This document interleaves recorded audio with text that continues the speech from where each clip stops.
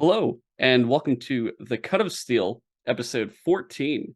I'm your host, Kamran Shushtar, and with me as a guest is Frank from Coffee and a Comic.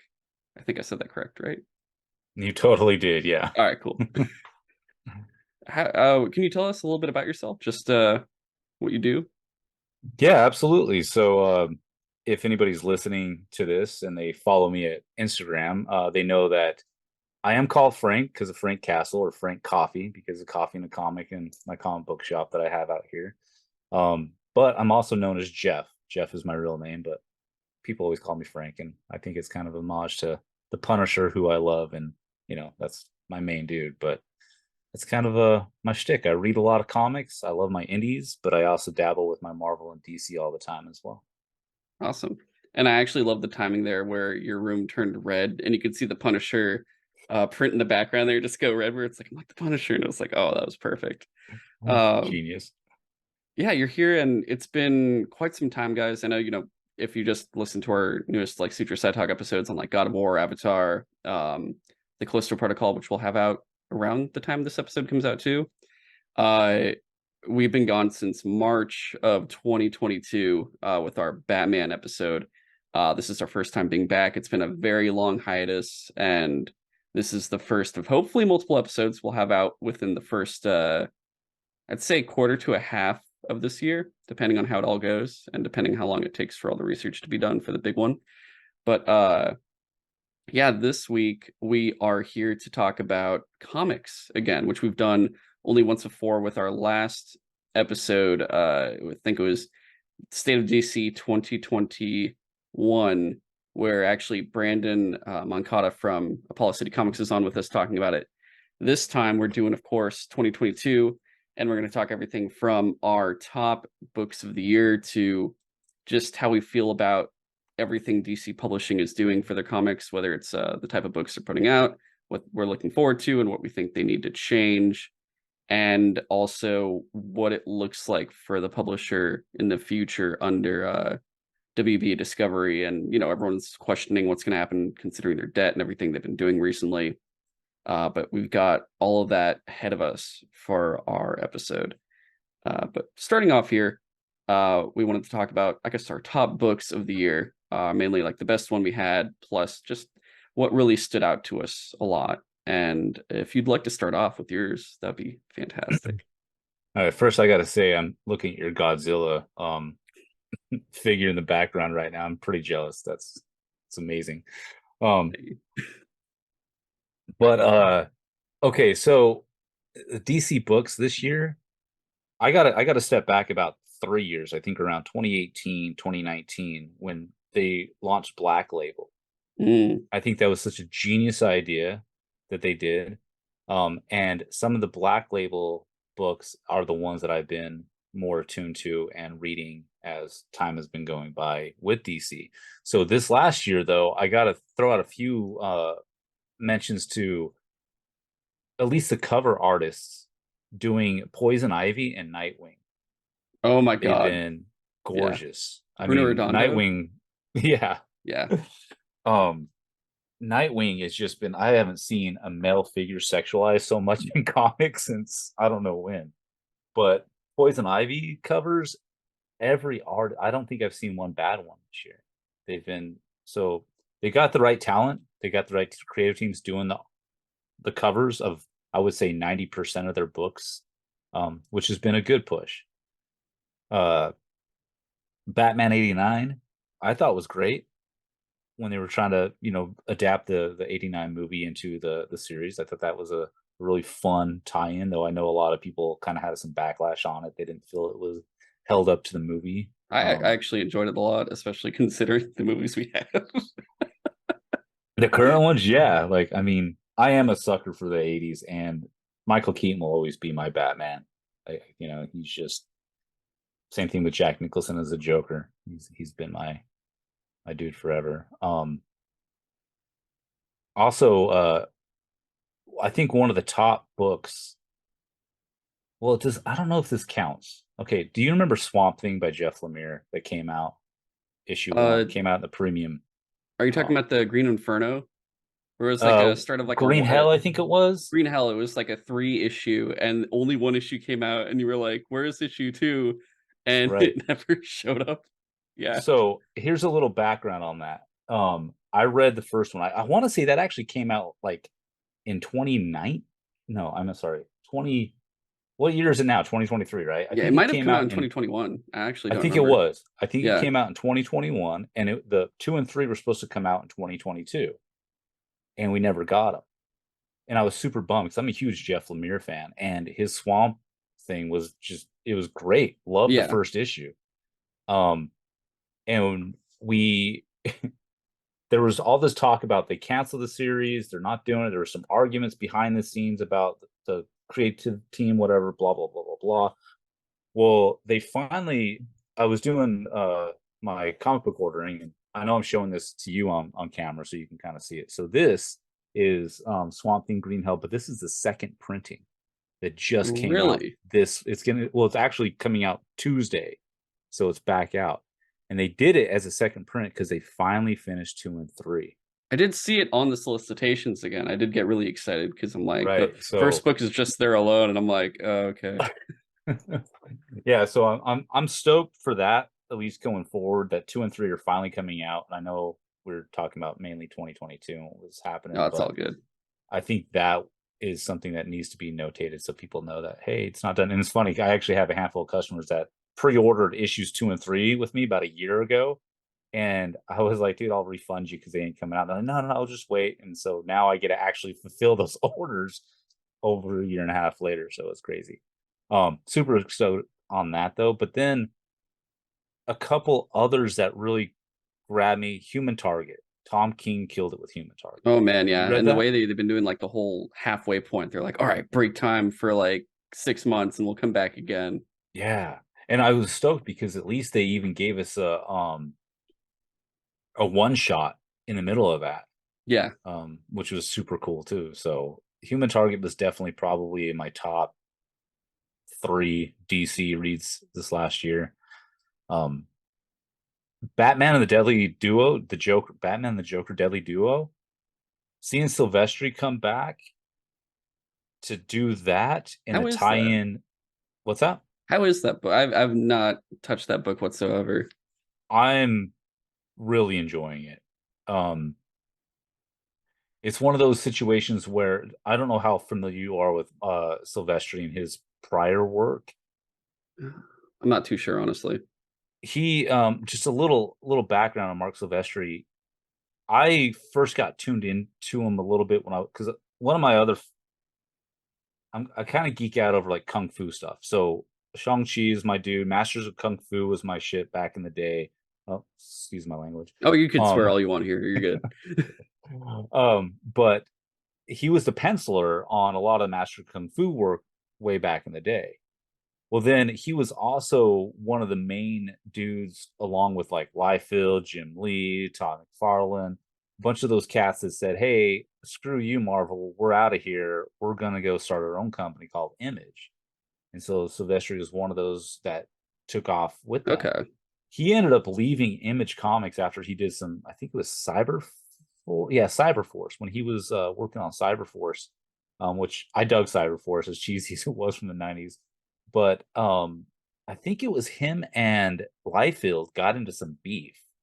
And I don't know what it was about, but Mark ended up leaving Image. He was like, you got too And many pockets on your characters. Stop it.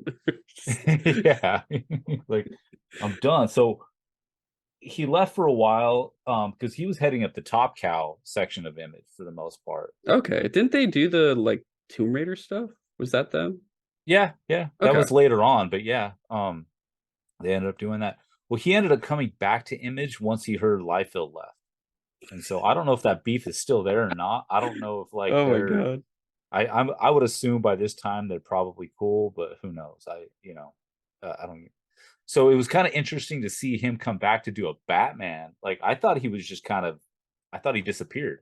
I Just thought Sylvester retired. was just, yeah, like he just maybe he would do a few conventions here and there and pop up every now and then.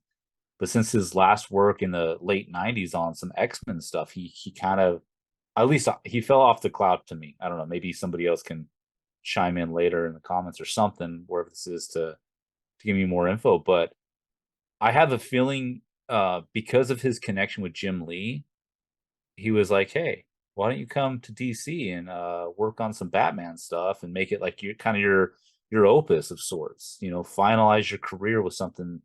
And he has done a great job on this series. It's been I probably, like I said, Human Target's probably in my top three. This one's probably in my top three right now.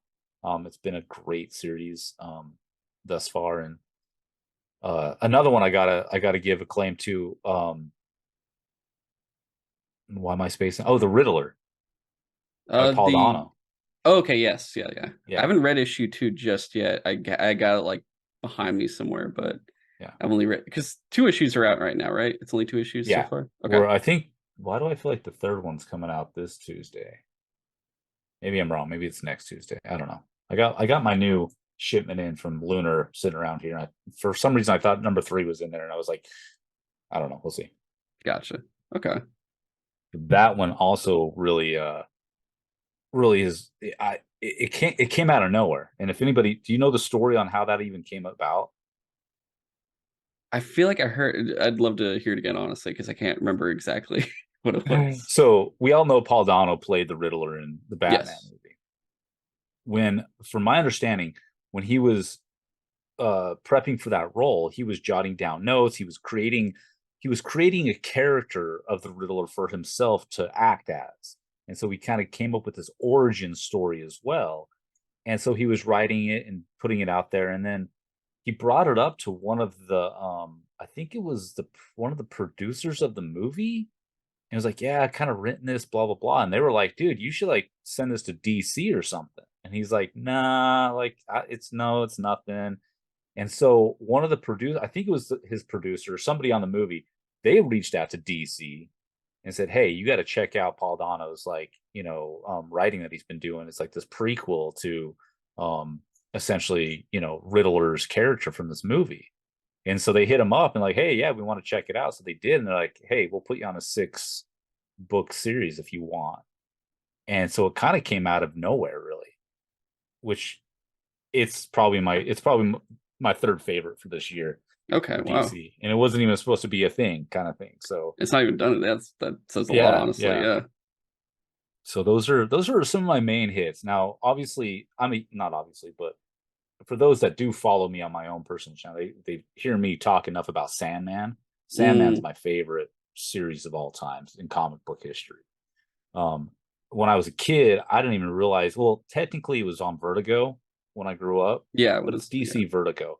But it never felt like a DC comic, minus a few of the tie-ins that they had with some of the characters. They just briefly talked about, like Constantine and a few others, and that I fell in love with as a kid. So I follow most of Sandman's universe now. So some of the new Sam, like I'm spacing the names Didn't the completely. Dead Boy Detectives just start with Yeah, Dead Boy Pornsack Detective. Prosciutto doing it? Yeah, and that's the first issue was phenomenal. Love it. Tinian started writing. Why am I spacing it? Um, the Corinthian. All about the Corinthian. What was the name of that one? Dude, That I'm I'm not too forgetting. sure. It was the Sandman universe. Just came out, I think, like last year. Was it called the? No. Uh, this is gonna bother me. I need to look this Oh, up no real quick. worries. I Um, actually I've never read Sandman. I tried to when I was younger, and I think my just maturity wasn't there, so I just didn't get it. And I'm like, I don't understand this, and I just like gave up. And then the show came out, and the comic store I go to in the city, I was talking about it. I'm like, yeah, I haven't watched the show. And he's like, you haven't watched the show? And he's like, you read the book though, right? And I'm like, no. And he's like, all right. Normally I don't tell people to go buy something, but you should really just buy this collected, like I think it's like the first 2 volumes or something. It's like it's basically the first season.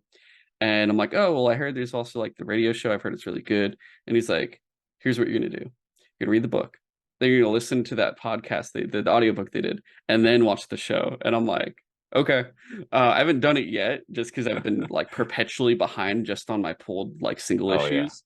yeah. Um, but it's something it's probably one of the first trades I'm gonna be reading when I get the chance. So I'm pumped to eventually do it. Which is funny because we like totally missed the Sandman window to be like, oh, we watched Sandman and talk about it on Sutro, and it was just like, You know what? We'll just do a really late episode. Maybe we'll even wait for season 2 to come out and be like, "Hey, this is Sandman so far." But yeah, You should. I mean, because that's content for years. yeah, You know what I mean? uh, Like it's Sandman Nightmare Country is what came out that James Tinian was writing. And it's all about the Corinthian. I won't go too deep since you don't know too much about that and I don't want to spoil it too much. But can I just say I'm super excited that you're gonna start that journey? And he's right. Though I would almost argue that maybe you should actually read Sandman Overture first and then start Sandman. Now, even though Sandman Overture was written after the Sandman, but it's a prequel to Sandman, which is one, the book itself is beautiful. The artistic work in it is just it's trippy. It's but getting to know some of the background character, it might actually be funner to do it that way than get into okay, the Sandman. But the audio version, Neil Gaiman killed it. awesome. Like it's so good. The production work that they did on it.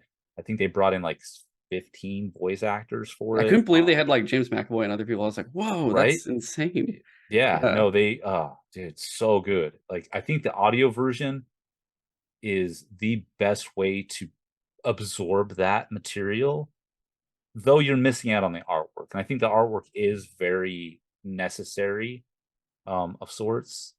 The show itself too is pretty good. I mean, obviously they're gonna change stuff up, but it is what it is. and at So least I Gaiman was digress. working on it. I heard like he did a good job working on it. Like he was like, "I He want to did. stay in part of the creative process, so it doesn't Yeah. go off rails or anything." I do have a couple of my personal quirks about the show, just on how they changed a couple things that like that made no sense to me. But then one of them might have to do with legal elements based on copyright structure. And so maybe they couldn't get the rights to certain characters, and so they had to adapt things differently. I don't know. Okay, So I try not to judge movies too much based on what they've done from the books because we all know it's too hard to really um, put it into the same thing. But gotcha. again, I don't want to turn this into a Sandman No, show no, because I no, for totally sure, for will. sure. Yeah. Because I love Sandman. I love the universe. But yeah, Nightmare Country was an epic tale that was done by Tinian. I think he did a great job. And now we got Dead Boy Detectives, which is the first issue anyway. It's piqued my interest and I'm enjoying it. I love that these new creatives that DC is pulling in to work on this old stuff. Like, how do you follow Neil Gaiman?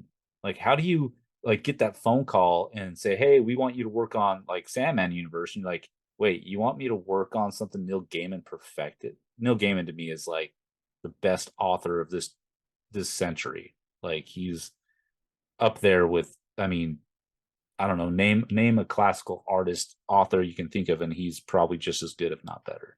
Damn. Okay, I In believe what he it. does. I know he's like, oh, he's a comic book artist. Well, no, he's done a lot of novels himself too, and he's Oh yeah, just, he's done. Yeah, I've seen a bunch of the stuff he's done. It's like an insane amount of just like oh yeah. novels. I saw him in person once actually. Did you? I didn't get to meet him in person, but like he was at a thing in Savannah, Georgia when I was in school talking about all this stuff. And I didn't even realize you had to pay. And I had just walked in with my friends and like, what, you didn't pay? And I looked around, I was like, you had to pay? And I just stayed there the whole time. And I'm like, cool, I saw Neil Gaiman for free. This is funny. That's genius. No, I almost went down to San Diego about a year ago to see him back in March, actually, I think it was to see one of his in life discussions, kind of his master class on writing and stuff. And I wasn't able to make it, and I was so bummed because I definitely want to catch him sometime because he's definitely a huge inspiration to me in the writing context of stuff because he's just where he comes up with like American Gods. I don't know if you read American Gods, I but that haven't was another one honestly of like I my haven't faves. touched much of any of his stuff just All yet. right, It's been a you whole got some thing. work to do. You Untapped got potential there. Yeah, whole gold mine to go through. It's a yeah, lot. it Um, is really good stuff. I will say really But yeah, fast. I was almost tempted to like skip ahead and be like, I'm gonna just read Dead Boy Detectives by Pornsak Bushido because his Good Asian run was like my favorite book of the year. And I was like, oh my god, this is phenomenal. How amazing this is. But yeah, yeah, no, Good Asian was amazing. That's why, again, I was even more stoked that they brought talent to Sandman Universe again. They chose the right person to do it. So definitely. yeah. But yeah, those are some of my main. Oh, I do want to mention a couple. There was a Dark Knights of Steel one Yes. shot Oh, the one where it was like a lot of the, I guess, the origins and whatnot, a little Yeah, bit. and specifically what to me, because I wasn't even gonna read that except for the cover of this one, and I can't think of the artist currently, but it had like Batman as a little kid holding a sword, and it was like Yeah, it was. It super. almost looked like the Marvel babies type stuff, just not babies, just like adolescent. Yeah, Yeah. And that just to me, I was like, I need to pick this up. This looks really cool. So I ended up reading that, and I was actually really impressed by that. So that was definitely a notable, like, wow, okay. Makes me want to get more into the Dark Knight's kind of world. I haven't really touched much of it except for that. Along with Danger Street that just came out. Tom King, it's been another golden yeah, like Tom King piece of work. Like, yeah. And I the definitely feel Dark that. Crisis stuff, I started reading and dabbling a little bit of Dark Crisis stuff. It's got me more intrigued because now I want to know what's going on with like the Lazarus world that Oh, they're the yeah building Lazarus out. Planet stuff. Yeah, no, Yeah, for sure. I've actually just finished Dark Crisis, like earlier this week or the previous week, and I was like, it was cool. It wasn't like Final Crisis, but it was cool, right, um, right, right. for sure. Anything that like DC throws Crisis on, it's like I gotta at least check it out. I can Yeah, see what they're doing there, and no, I kind of want. Oh, I almost didn't want to bring up Batman Spawn, but part of me feels like I need to because I enjoy Batman Spawn, the original. This new iteration was pretty good, but I'm just so just I don't know. I love Todd McFarlane. I love Jim Lee. Both amazing creators, both great business people, both have done some awesome stuff for our community. But for some reason, I feel like Todd McFarlane is just like saying to small business owners, like, I don't like you.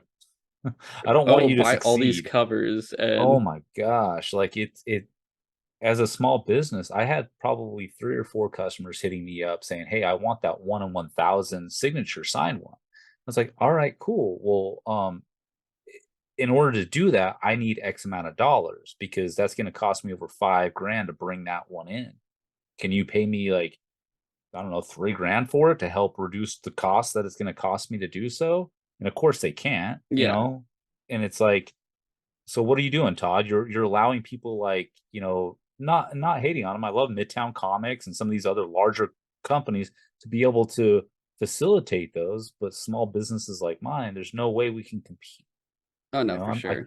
it, so it's I feel like Todd McFarlane is either not seeing that perspective or he's just looking for the dollar sign right now for retirement. I don't know, but My it's the owner of my local ridiculous. store went on an entire rant about, like, when I was there one time, he was there for like a 20-minute rant just talking about how much he hates ratio variance and all of it. And he's like, I don't do them anymore. And because of that, I actually go to a completely different store that's near my it's still in, like, easily, like, it's in between that place and my house, where I just go specifically for variance because the guy's really cool and he's like, I can get you some variance. And maybe the like 25 ratio, maybe if I'm Yeah. lucky, but usually not always. But it's a very crazy thing that they do now, especially them and Marvel's been insane too with ratio variance, especially for like Spider-Man. It's And scary. here's a little background on that too, on the ordering side with it. They're a little bit more deceptive even when it comes to like being upfront. Like when I put in my orders, I'm going through this big list, right? Like thousands of comics every week I have to choose from what I'm going to order. When I hit Marvel, they don't tell you straight out this is like a 1 in 25 or this is a 1 in 50. So I'm going through like, oh yeah, maybe people will like this Peach Momoko cover, and then I don't get told until later. I have to look or I have to click 2 other links to find out if this is a ratio variant. So one, it makes the time ordering them a lot harder if I have to click on each one or I accidentally order them. And then it's this very weird process, but And then you it's, just got a bunch of leftover books potentially that no one wanted, and you sold yeah, the variant. That's about it. yeah. Now I feel And that. so I do still bring in variants, especially for customers like, hey, man, like I know it's before FOC final order cutoff, and I really want this variant. Can you get it for me for this price? And I'll say, yeah, I can work that out. And then I'll do it. I'll bring it in for people. But with stuff like this, it's gotten a little out of control. And not Yeah. just the variance, even just the not the ratio variance, but also just the variance in general. Oh, like the B Like, covers that they usually have. well, it's not even like B covers is fine. Okay, cool. But with Action Comics 1050 that just dropped, Oh, we had like 10 regular covers, not ratio variants, just regular covers. And I don't know what customers are going to want. So, of course, I'm like, well, I guess I should bring in at least one of each one, or two or three of each one.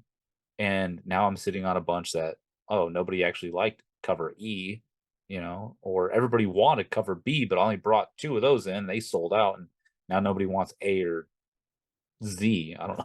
Because they're just, it's getting bad in the thing. And it wouldn't be so bad if we had more of the customers keeping up to date with FOC, but that's hard to do. Like, we yeah. all have lives. Like, to check FOC every week and then send a list to our comic book shops. I was guilty of it when I shopped at my shops all the time. I meant to, but I just got, oh yeah, I forgot. And then, can you still get it? Well, I didn't order it, so I can't. It's tough. So I think they need to take a step back on some of the variance and ratios as well. I think it's getting a little bit out of hand lately, but I definitely feel we'll that, see. especially just because I'm a sucker for certain variants, and I'm like, I don't want to Yeah. spend this much money either. So it kills me. Yeah. Uh, but okay. Did you have any other? What I guess what was out of all the books, which one was like your top book? Probably. Human Target was probably my top out of all those. Just because of I love the Human Target. I love the idea of, like, he's this detective type dude that you come to me saying, "Hey, some guy's trying to kill me." All right, cool. Then I make myself look like you to draw that person out. And like, um, I love that 007 type sleuth type detective kind of novel. It's genius to me. So I think that's probably in my top for sure. Okay. Yeah, Nice. yeah, Yeah, for me, I think my absolute book for sure was Nightwing. okay, It did everything I've ever wanted like a Nightwing book to do for the most part. It was like Tom Taylor, just his writing for it was like, I'm gonna include everyone you would want. You want the Titans, I got the Titans. You want Flash, I got the Flash. You want the Bat family, you want Batgirl and you want Barbara and Dick to come back together finally. I got all of this for you. Hey, do you want bad stuff to happen, but still the good stuff endures? All of that's there. And I'm like, holy shit, this dude really did it. Like, I can't believe he's actually pulled it off. And that I think it became the only ongoing book where I've almost gotten not every single like variant available for each issue, but I'll get like a variant for like each specific one if it really stands out, just because usually they'll like Jamal Campbell or someone doing it and it's usually actually really good. But everything from the panel layouts that they have where they'll do a fight and you just see like the movements, it's just one battle and you just see like Nightwing jumping up and down like fighting someone and it's just going through like 2 pages right. completely, has been so much fun to just like read and want like look at completely. It's just been so good. um for sure that's been my top, and it's always been a weird tier for me because I'm always between like, oh, do I like Batman or Nightwing more as a character? And I think my pinnacle era for me was still Dick Grayson as Batman. I'm like, oh, it's actual perfection here. It's Dick Grayson as Batman with Damien as Robin. That's like still the absolute perfection they've ever done.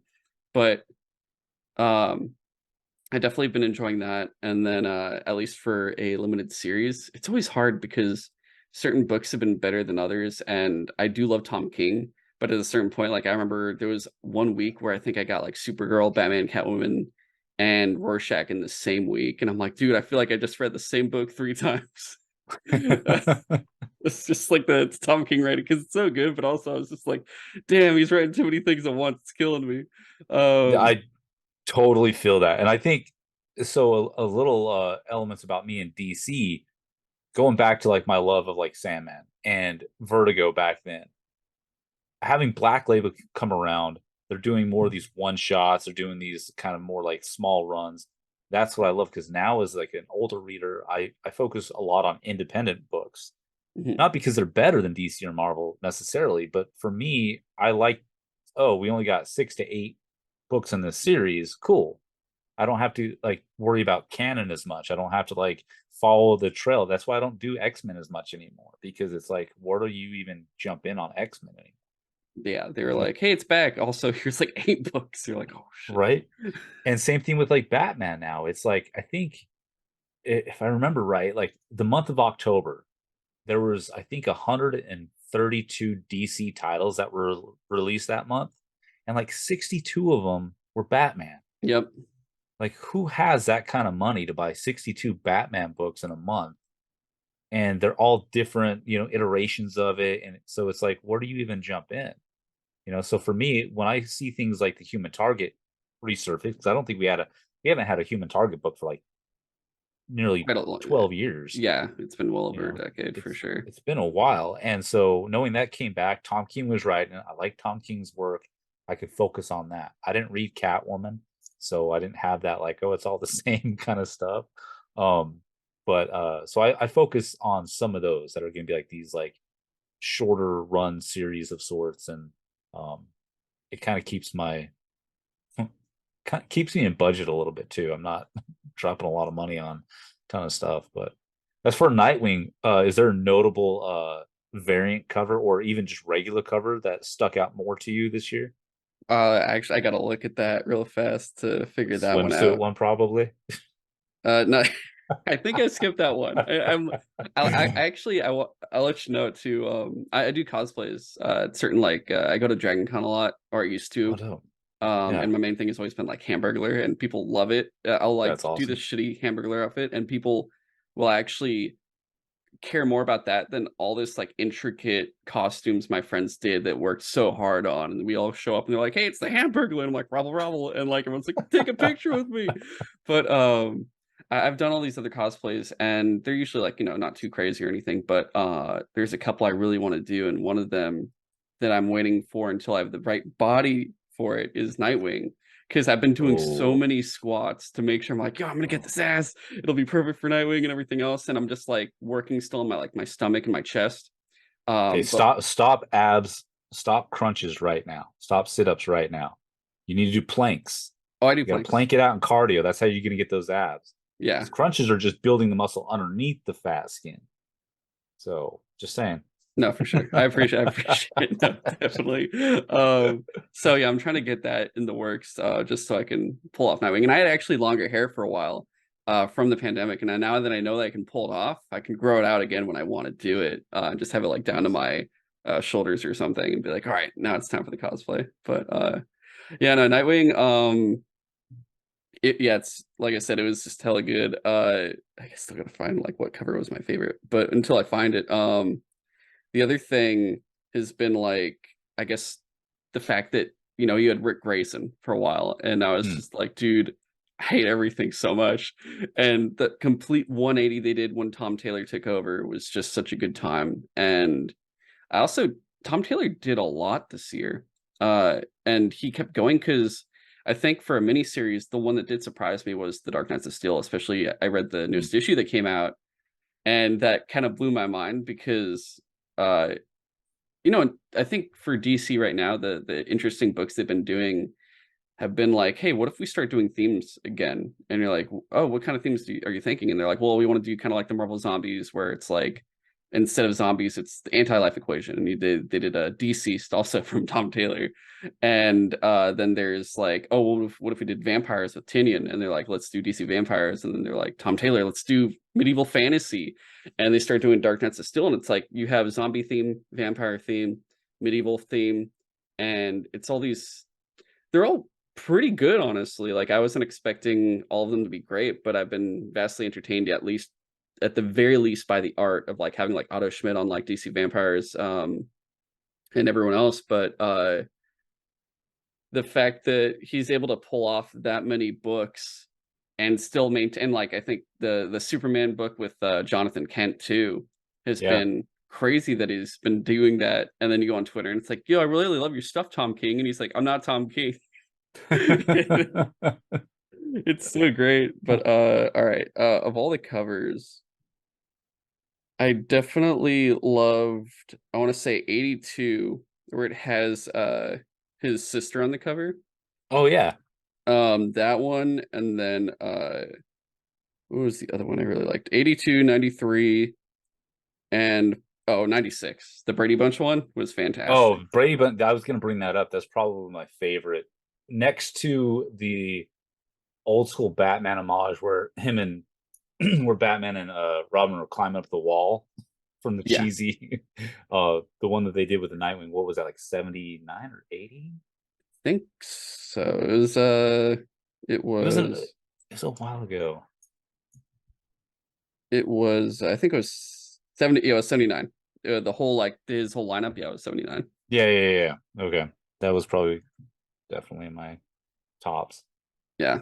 And I do like the way they've been doing it where you're like heartless and he does feel like a, a similar but different version of James Gordon Jr. where they're like it's the antithesis of Dick Grayson and stuff like that where I'm like, okay, I can see where they're going with this and they can't do Gordon Jr. again because he's dead and stuff. So, are And you a fan of Jason Todd then? uh yeah, I'd say so. I do like Jason Todd, but I guess it's hard to kind of focus on all the different there's the Bat family's so massive now. I have It to like is. pick and choose which ones I want to care about. I used to love Tim Drake. He used to be my favorite Robin, my favorite DC character, honestly. And then they did the New 52 and they completely like it was him, Stephanie, Cassandra, and Barbara. I feel like they just kind of devolved completely because I loved him as Red Robin, that suit and everything. The one that Jason Todd used to have. Uh Yeah. that was all really good, and Fabian Nucienza's run was not even done at all. Same with like Brian Q. Miller's Batgirl run for Stephanie Brown, and I'm like, oh my god, there's so much like stuff you can do with these two characters. They're at their best right now. And then they did the full reboot, and Tim Drake's just like, I'm a kid again, and I'm like, dude, this sucks. I honestly that was right. He just kind of became irrelevant to me because they just made him very whatever at that point. So I always loved him and Dick Grayson, like especially when he was Batman. And at that point, I just kind of doubled down on. I was gonna say I doubled down on Dick. I doubled down on Nightwing, and I Well, was like, yeah, Nightwing's just kind of where I wanted to focus more on, just like enjoying that. I think if something ever happened, I'd probably switch to like Jason Todd or Damian or something. But uh, just in terms of like following a specific non-Batman character from the Bat family, it's usually like Nightwing, pretty much at this right. point. But I Excellent. Did figure, you read Robins? yes, the sixth issue with it just had like Yeah. that the original Robin girl that was just kind of half crazy or whatever. Yeah, Right. That honestly, I didn't know what to expect when that came out, and I was like, I'm just gonna read it and check it out.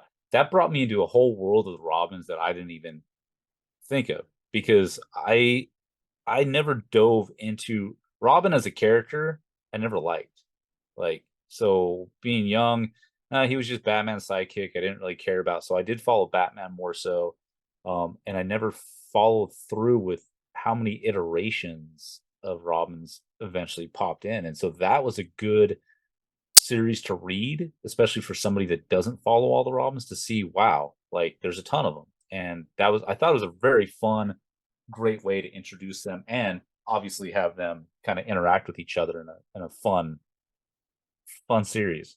oh yeah, and So they're always rotating around. They're like, we're friends, now we're gonna fight or something. Especially with Jason. Actually, I wanted to yeah. ask, because you're very big on the Punisher. Are you big on the Red Hood too? Because I guess he's like the most similar thing for DC to an extent. Well, it, I don't some know if you people get that don't a lot or some. realize. Yeah, Well, some people don't realize that the co-creator of the Punisher is the same person that created the Red Hood. really. Yeah. Oh wait, no, wait, no. I was gonna say Judd Winnick, and I was like, no, that's not Judd Winnick. Jerry Conley. Really? Okay. Yeah. Dang. Where And so that's why those characters are always now brought up together sometimes, because they do have such a similar element to it. Um, and yeah, I would say I'm getting to know the Red Hood more because of it. Because one of the guys that I have help out at my store, he is a cosplayer himself, and he's a giant Red Hood fan. And his cosplay for the Red Hood, I mean, if you can take a moment and just like look him up on Instagram, he goes by Jake the Nice Guy. okay. His cosplay is on point. It's fire. It's really good stuff.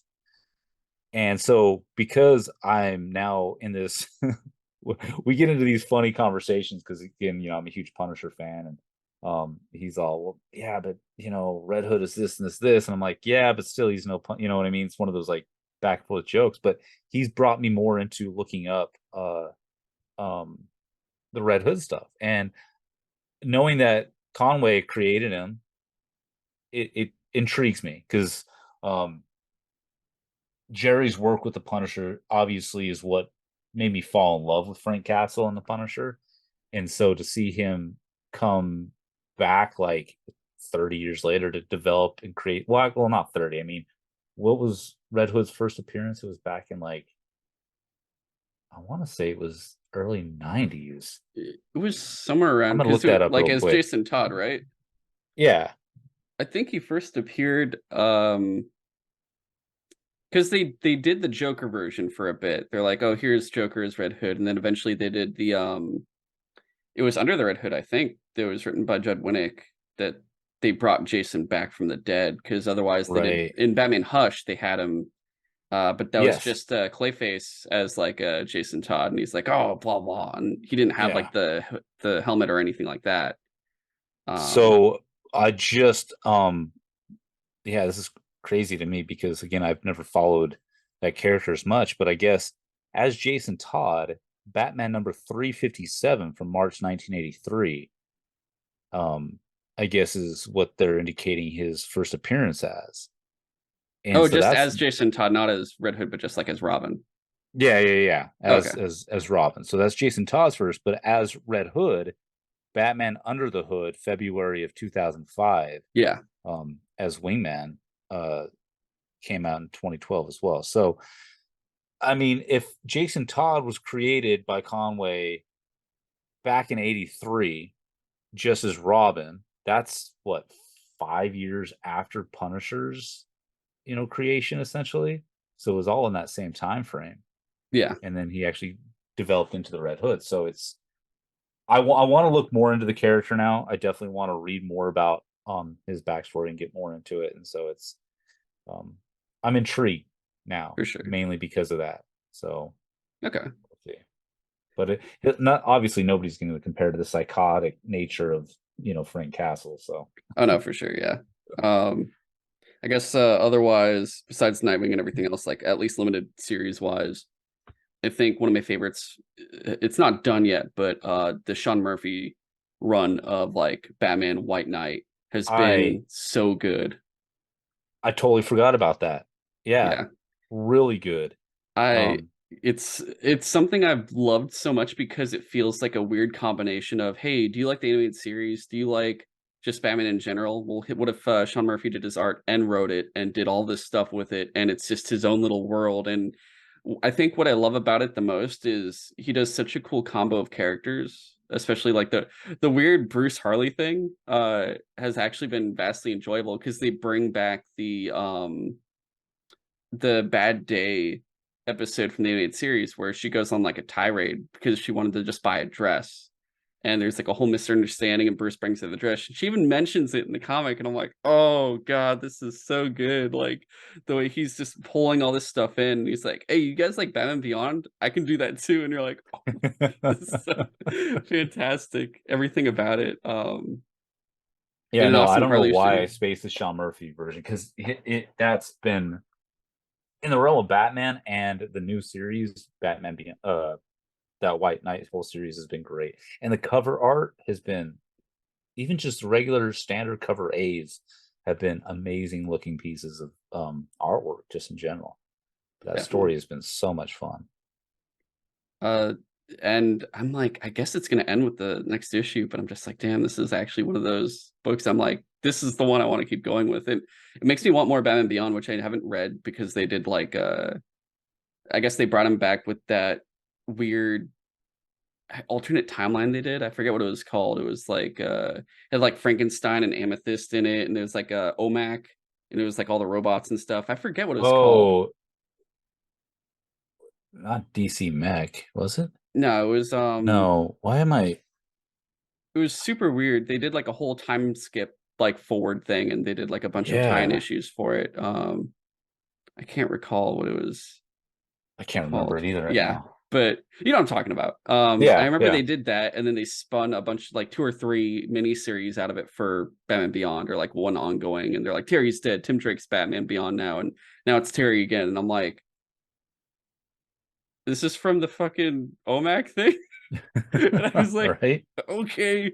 Because they, like, I guess did a full, like, we did a full animated series ending with those Justice League Unlimited, Batman Beyond Unlimited books that were really good, but before that. But yeah, I really like that. And then another book that came out of left field for me was Batman Superman with Mark Waid and Dan Mora. I was not expecting that book to be as good as it is. I'm just The like, World's Finest. yeah, That was another great one. Yeah, and Dan Moore's artwork has just his been artwork is phenomenal. yeah, it's so Yeah. freaking good. The way I cracked up because everyone, all of a sudden, all these Twitter lit up and they're like, yo, you guys see Rita? And I'm like, Rita, you mean from Doom Patrol? Yeah, did you see the way he drew her? Like her eyes. And I look and I'm like, holy crap, those are like super green. Yeah, Yeah. his art has been insane, the way he pulls it off.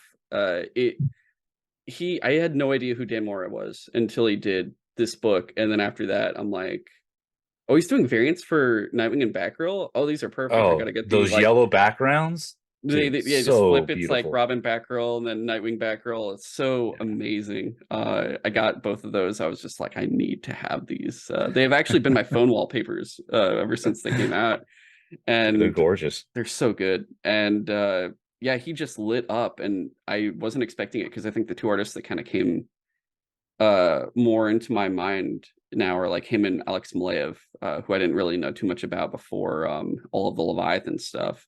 Yeah. And which I can't was the Leviathan last year or was it this year? I can't, because that was also a really big one for me, but I just can't recall. 2021, I think it Okay, was. yeah, but I Checkmate I this want year. to say it I was really like 2021. Checkmate too. Checkmate was really good. Checkmate was great. Yeah, That was, man, what, that was early 2021 though, I think, or 2020. I think no, it was 2020 because it came out all after all the. It was the final part of all the Leviathan stuff they did. That's right. It was the Yeah. very end of Bendis because like Bendis was now going like, I'm going to Dark Horse mostly with all my independent stuff, but otherwise like he's still doing like Naomi and stuff for DC. But uh yeah, Batman and Superman real fast before I go to that. I hadn't read Mark Waid in so long. Like I loved Mark Waid, Chris Samney combos, like Daredevil. That's really the only Daredevil run I've read so far. Everyone probably hates me for not reading more, especially the Brandons. But I loved his Daredevil run. That was like when I was buying all the single issues and doing like Rucka's Punisher at the same time and whatnot. But having him come back to DC since, I guess, like, I don't know, there was like Bruce Wayne, Fugitive, stuff like that, and the Catwoman Brubaker run, uh it's been so good because I wasn't expecting him to become like so prominent, like, oh, I'm doing this. Also, here's Lazarus Planet, and I'm like, what the hell, dude? Where you just came out of the blue with all this shit? Holy crap. And the way he's been able to just kind of take Batman Superman and make it like, oh, here's the in-betweens of like older times before all the current DC stuff, but it fits in perfectly. Like you're not going to question anything. It just works. And you're like, yeah, okay, I'm on board, completely on board Right. with this. And then Checkmate, like Bendis, I got to meet at Dragon Con this year. And I Oh, actually that's went cool. over and asked him, like, hey man, I saw, like, I wanted to get more Leviathan stuff. Like, it was so good. And he's like, yeah, I actually had a whole espionage branch of DC Comics I was gonna do. And I'm like, wait, what? And he's like, yeah, I remember that you probably heard the rumors about the 5G thing for DC. And I'm like, yeah, holy crap, yeah, I knew all about that. He's like, yeah, so under that, when that was happening, there was a whole espionage branch of comics that were going to come out, and I was in charge of those. I was going to write them all, but I was going to do a whole line of espionage books like the Checkmate stuff. But that was the only one that ended up coming out because Oh, they 5G was cut it. canceled, and I was shocked. I was like, what? That Just didn't even care. sucks. It's like, yeah, this is all the stuff Yeah. that was going to happen. I'm like, I didn't even know you could tell me that. And he's like, yeah, it's fine. So it was Well, it's crazy. funny because you bring up Bendis and some of the, like, I'm now, like, my head is now spinning with so many other titles that I forgot on the DC line that came out, like Trials of the Amazon. I don't know if you read that or not. And I had to like pretty much, I really had to pick and choose. So I was like, the only Wonder stuff I did this year, which real Wonder Girl, Yara Flor stuff Okay. is really good. Yeah. I like that a lot. So I always stay away from like Wonder Woman, Wonder Girl. Like it's not my cup of tea, right? It's I'm typically not the demographic probably for it normally, and Yeah. it's not what I ever like to read. I just never, the only Wonder Woman stuff I ever enjoyed was back in the day, the old TV show, right? Okay. Like that's the only thing I've ever really read of Wonder Woman. Don't know much about it, just little things that I see. Um, but I ended up picking up Trial of the Amazons #1 and couldn't put it down. It brought me into this whole crazy world that I'd never really experienced before in the way that it was done. And I think the writer, what was her name? Belair, one of the writers, because they had a couple writers on it, I remember, but I think Belair herself, um, uh, she was somebody that tuned me in because she's done a bunch of stuff for Marvel, that I enjoyed. And I was like, "All right, cool, like, well, I'll check this out," and read it. That made me go down this whole crazy path of reading, um, from Nubia to, anything that was coming out in the Wonder Woman crossovers because it was a crossover event for the Trials of Oh, the Trials of Amazon. the Amazon. I checked that out. Yeah.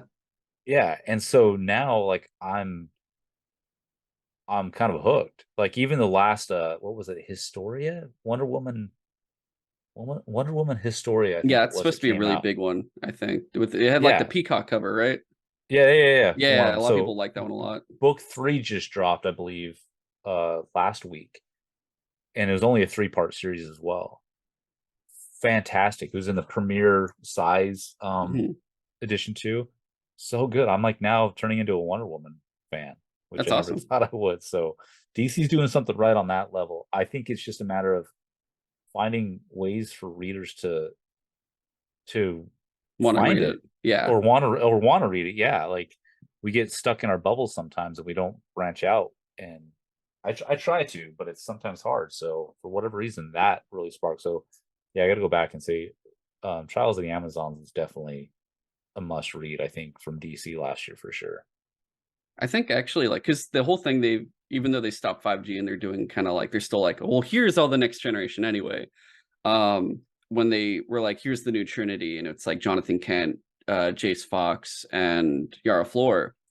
I tried to read all 3 of the new books, and I didn't last long on them for the most part, just because I'm like, dude, I can't keep buying this many books. And, if I have to choose between an established character that's been there forever versus one they just threw in like a second ago, I'm gonna probably go for that one, especially if the writing team is still an artistic team are still more interesting to me. So like I dropped I Am Batman, I dropped Superman, Jonathan Kent, and I was gonna drop Yara Floor, and I was just like, dude, I'm laughing reading this book.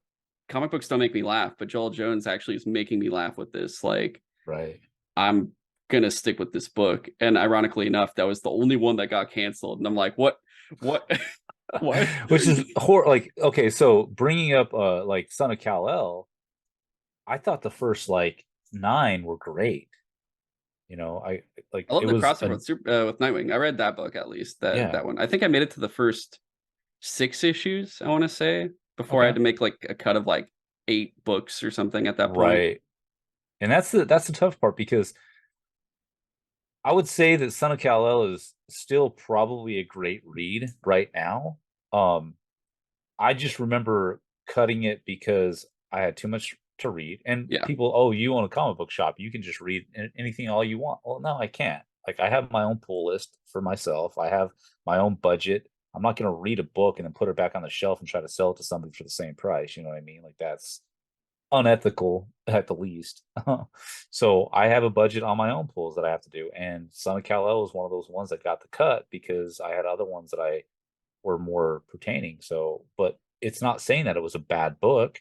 It was just the price point of so many books can get pretty heavy and on most of especially this they stuff. recently did like a full price increase since they did New Yeah, Frontier. Yeah, yeah.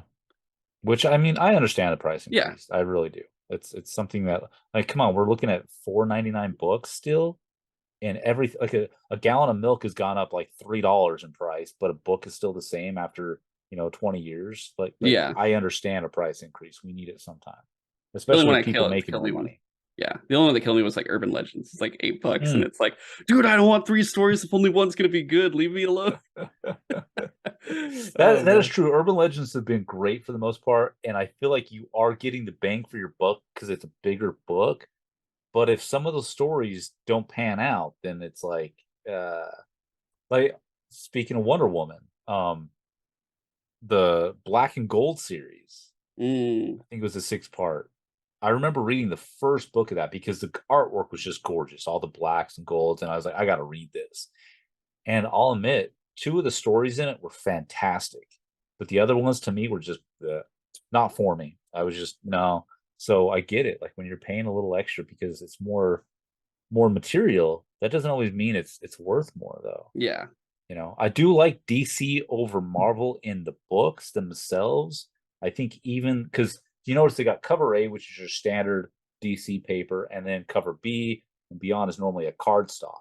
They always charge $1 more for the card stock and standard, price for the other ones. But even their standard cover books, the paper material is still better and higher quality than Marvel books. So I would argue you're getting better quality books than, some other companies that are putting it out there. Not for sure. I think Marvel, that's why they're like, here's the digital copy. The physical's gonna fall apart. I'm sorry. Here's the digital. Yeah. um, yeah, but I guess that brings in like going into the publisher themselves, like how it's doing. This year has been interesting where I know last year we complained a lot about the sheer fact of oversaturation, and it was just talking about Batman and the Trinity, mainly Batman, and there was like Superman and Wonder Woman to a lesser extent. But it was like, unless you're them, there's like almost, unless Tom King is writing your book, there's probably no other character being utilized right now, unless they're like in that direct family, like, the Robins and Batgirls and whatnot. Um, this year we saw a little bit more spread, but not really much. It was still like you said in October, it's like, oh, how many Bat books are coming out? And I'm such a big Batman fan. Like I said it before last year, like I used to buy every Bat book that was coming out just because I could, unless it was like one of the kid ones or Yeah. something. And I was always interested, but now it's so insane, even though there's less DC books than there were before. It's not like New 52 where it was 52 books. It's just like, oh, here's like maybe 30 books or something. I'm not too even sure if it might be less than that at this point. But most of these are Batman, and I'm like, that's too much. I don't want all this, and I don't care about all this at the same time. So I've been doing a good job, at least, of cutting out a lot of Bat books that are miniseries. Like I didn't read Batman Fortress. I haven't done any of the Joker ones, just surely because of that. Just I know like some of them might be good, but I'm just like, I gotta Yeah. figure it all out. So if you look at my ongoing stuff right now, even still cutting everything out, it's like Batman, Detective, World's Finest, Batman Inc., Nightwing. It's still just Bat books, and I'm like, Jesus, like, oh Yeah. my God. Uh, even I all think the, yeah, well, okay, so DC sometimes you get stuck, right? Like I do it as a business. I look at what has been selling lately and I see that, oh, well, Batman's doing pretty good, so I guess I'll order more Batman books in. But we get stuck in that. yeah, And we don't try to branch out because we want it to be safe on what the income is going to generate and the cash flow. I think DC has an opportunity to where maybe if they consolidated their bat books a little bit more, put more story into 5 or 6 bat titles, and then didn't have, like, because again, 60 bat books in 1 month. Like, dude, like you don't need that many. I don't know, make Detective Comics come out every week, and make the story more impactful. So you don't need to have 3 other books, but then it will allow you to get other creators to do more. Like, I want them to go back more so what they did back in the Vertigo time frame. Like, I think they are like Nice House on a Lake, such a great series. yeah. Love that series. I know I didn't mention it for this year, but it should have been up there. And I just finished I issue 12 yesterday, actually. how fucking sorry, but so good. Yeah, And I know everybody talks crap on it saying, well, they just made this for TV. Okay, so it was a great read all the way through with some hiccups, I'll admit. But if they created that and they do turn it around and say, okay, now let's adapt it to film or television or Netflix series or something, great, because then other people will tune into it, which will bring more cash flow into DC's coffers, which will keep the company going because they can pay more creatives. But they can't keep pushing out Batman. Yeah. Consolidate Batman down to a handful of books a month. Do the same thing with some of these other major titles like Wonder Woman and all these main people and keep them really good content, but start bringing out more of the human targets, more of these Nice House on the Lake. Go back to like what Vertigo used to do and create some really great like short-term series. And I think that's going to help DC so much more because they'll be able to highlight their main characters, give them a lot bigger pace, and who knows, maybe they can actually start charging a little bit more and make it worth it for these books because nobody's going to buy 60 Batman titles for $7.99 a piece a month. Yeah. Well, most people won't. Yeah. No, And there's still some. it's insane. So I think they're on the right track. I think they kind of are starting to feel that. I think uh they're going to find that happy place because these new ones like the Batman One Bad Days have been amazing. I don't know if you've been following those at all. Yes, I've been Um, enjoying them a lot, honestly. yeah, and I think if they continue down that path, they don't need to have so many like I know that's a Batman title, but that's what I mean, like consolidate it into something more short term as opposed to expanding it so much. But I get it. They're Batman is their number one dude. And they think, well, if we just push out more of these books, we can appeal to more people in the audience and they'll read all this stuff. But Batman Fortress, great. But was it necessary? They're Not like, you really. want to read from the writer of Book of Eli, right? And I'm like, no, I don't. You Which overestimate this, sir. they could just incorporate Batman Fortress into the standard Batman series. Why That's what not? kills me. Like they do all these different miniseries from all these different writers that I'm like, these all could have been part of the mainline books, but you just want so much at once. You're like, oh, but that'll Yeah. take years to get all these stories. And I'm like, then figure it out, dude. Like have them do other Yeah. stuff. And it kills me because the reason it's a self-fulfilling prophecy where it's like, well, we do other books besides Bat books, but no one ever reads the other books and only reads the Bat books. And it's like, well, yeah, it's because you choose like maybe a rookie writer or someone that maybe isn't that well known to write the unknown, like the lesser known characters. And then that doesn't Yeah. sell well. So it's a self-fulfilling prophecy. And then for the Bat books, you choose all the best potential writers and artists to throw onto these books or famous people potentially, and then it's like, well, yeah, they're selling. It's like, yeah, they're selling. You put like amazing teams on them, but Yeah. all the amazing teams are only on these and nothing else. So then Yeah, you're you're kind gonna of, sell it anyway, you yeah, know? So yeah, it's like a good example. I haven't read a Batman like standard Batman series. It'd been oh man, probably 5 or more years. But then when they got Chip Zdarsky on it, boom, picked up the first issue. And I was like, I need to read Chip because I love Chip Zdarsky's work. And he did a great job. Okay, cool. Then why don't you do instead of the standard 32-page comic, go 64 pages? Do Chip Zdarsky and then like, some other, great writer on that same book. Or get an unknown writer to help Chip Zdarsky on a different portion of that book, but then have some other great like Tom King write a I don't know, like I don't want to say Nightwing because I know he's not like a lesser known character, but like you know what I mean? Like somebody yeah, that's gonna, put Chip Zdarsky on Nubia or something, yeah. I you mean, know? that's like currently, like I love detectives currently having Ram V, and it was Mhm. Albuquerque and now Ivan Reyes doing the art. Uh, I think they did Detective Comics the best back when it was pre New 52, when they're like, yeah, Batwoman is the main character in this. And Yeah. I think, we already have a main Batman has Batman, makes sense.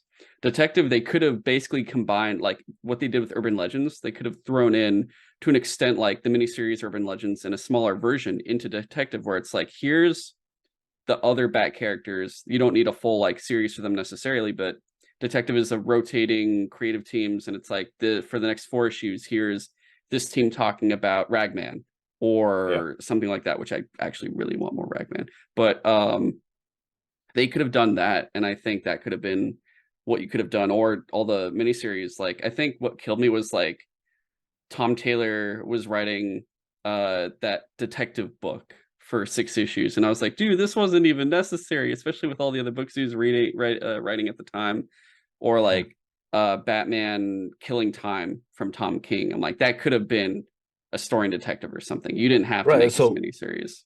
no shade on Killing Time. I like the Yeah, series. But you're right, 100%. They could have just added that into Detective Comics. Hell, they could have added it as just a storyline in Batman in some kind of context.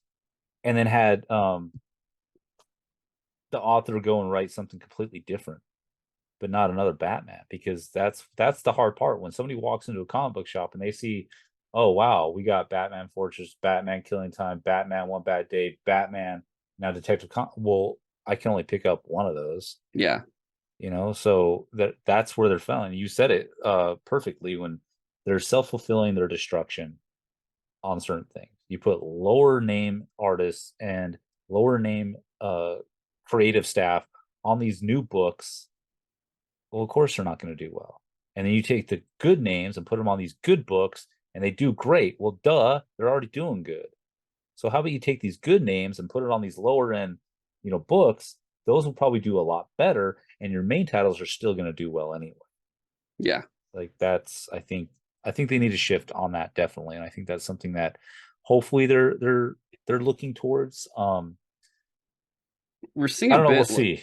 Yeah, we're seeing a bit now. Like, I mean, like Jeff Johnson's back, and he's like, "Here's Justice Society. Here's Stargirl," and but it's like his stuff, so it's like expected that he could pull it off and be fine with it. No one will really complain that he's like not doing necessarily bad characters, even though they're like, "Oh, Helena Wayne is the main character of Yeah. Justice Society," and like, so it's still baddish a little bit. Um, but it's insane that all the lesser known characters, the only way they seem to be in there is just Tom King, and it's like the version you're just like, ah, fuck, okay, because if it's Tom King, you're like, oh, he's gonna do something to just deconstruct and make these characters look like assholes, and it's just like, damn it, I just wanted the regular character. And Tom King's runs are really good, but it's like, yeah, you the only reason you're getting this old cool character back is so he can be uh more or less destroyed. It's like, yo, we're gonna cancel this character. Well, it's funny because I know that's kind of like been his shtick lately, and I'm surprised that that's one thing that I haven't seen yet with Human Target.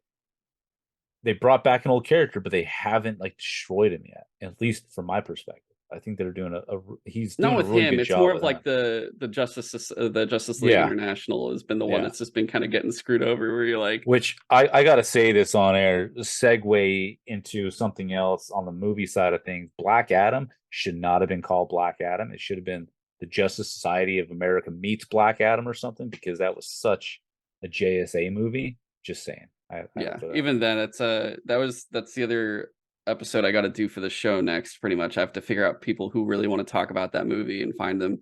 But there, I have so much to say about that movie. It made me. I was in the theater. I was like, what the fuck? But I'll say this. I thought it was pretty it was entertaining, but entertaining. But when they stole lines from Marvel straight up, like, I don't want to give any spoilers or anything, but come on, Atom Smasher, dude, you stole that from Spider-Man. Do you know that part I'm talking about? his That line was okay. A spoiler alert. Who's ever listening? was it like the Civil War line or something like It's that? where he was like putting on his costume and he couldn't get it on. And he finally like, comes up. Sorry, man, the I mean, costume wouldn't fit or something like that. they And tried to that's what make him like Spider Tom Man said. Holland a bit. Like he was awkward a 100%. bit. Yeah. I'll get into a whole thing Yeah. almost. Just Anyway. yeah, it'll feel a whole thing. Yeah. So it's been crazy seeing all this stuff and nonstop. Like now they're expanding on Superman and Wonder Woman again. I'm like, cool, but also I'm happy you're doing this, but again, not the Trinity characters is what we want to see more of. And I think now with what's it called? Dawn of the DCU is the new thing they're about to start up. They're Yeah. bringing back like they're going to do a Captain Marvel thing. I'm pretty sure with I think actually Dan Moore is going to be doing the drawing for that one for Billy Batson. And then what else? I think there's a Cyborg book coming back. Like they're actually giving Cyborg a book again, I and remember some other that. characters. I mean, So I'm obviously they hoping, brought back Wildcats. Well, Jim Lee yeah. brought in Wildcats, which Did you, I know people love Jim Lee. I do love his art, but I'm just killing. It always kills me where it's like, oh, it's the big number book, and Jim Lee's like, don't worry, guys, I'll do the honors and make the 1,000th issue cover. And I'm like, no, anyone, I don't want to see your stuff. Give me Dustin Nguyen, please. you're good, Jim. Don't worry about Yeah. it.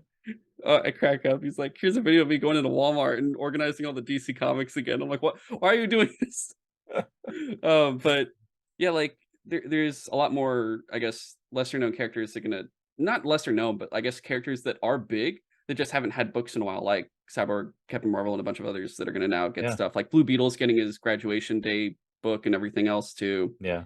Um, and there's still I mean, I feel like if there's a movie coming out, there's a better chance for that character now to get a comic. Like Black Adam was pumped into DC Comics recently because of that movie. And now they're like, you know what? Never mind. Let's just kill off Well, it Black wasn't Adam. even that. So they failed big time, number one. Like, I don't know what their marketing team was doing when they were doing the Black Adam movie, because they one started pushing the comic books first.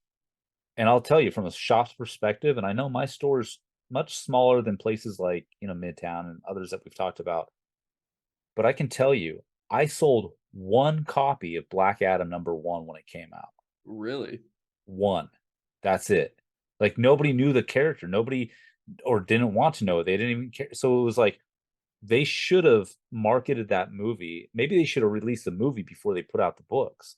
But their hope was to actually put out the books and, bring in, interest before the movie came out. But I think it backfired on 'em.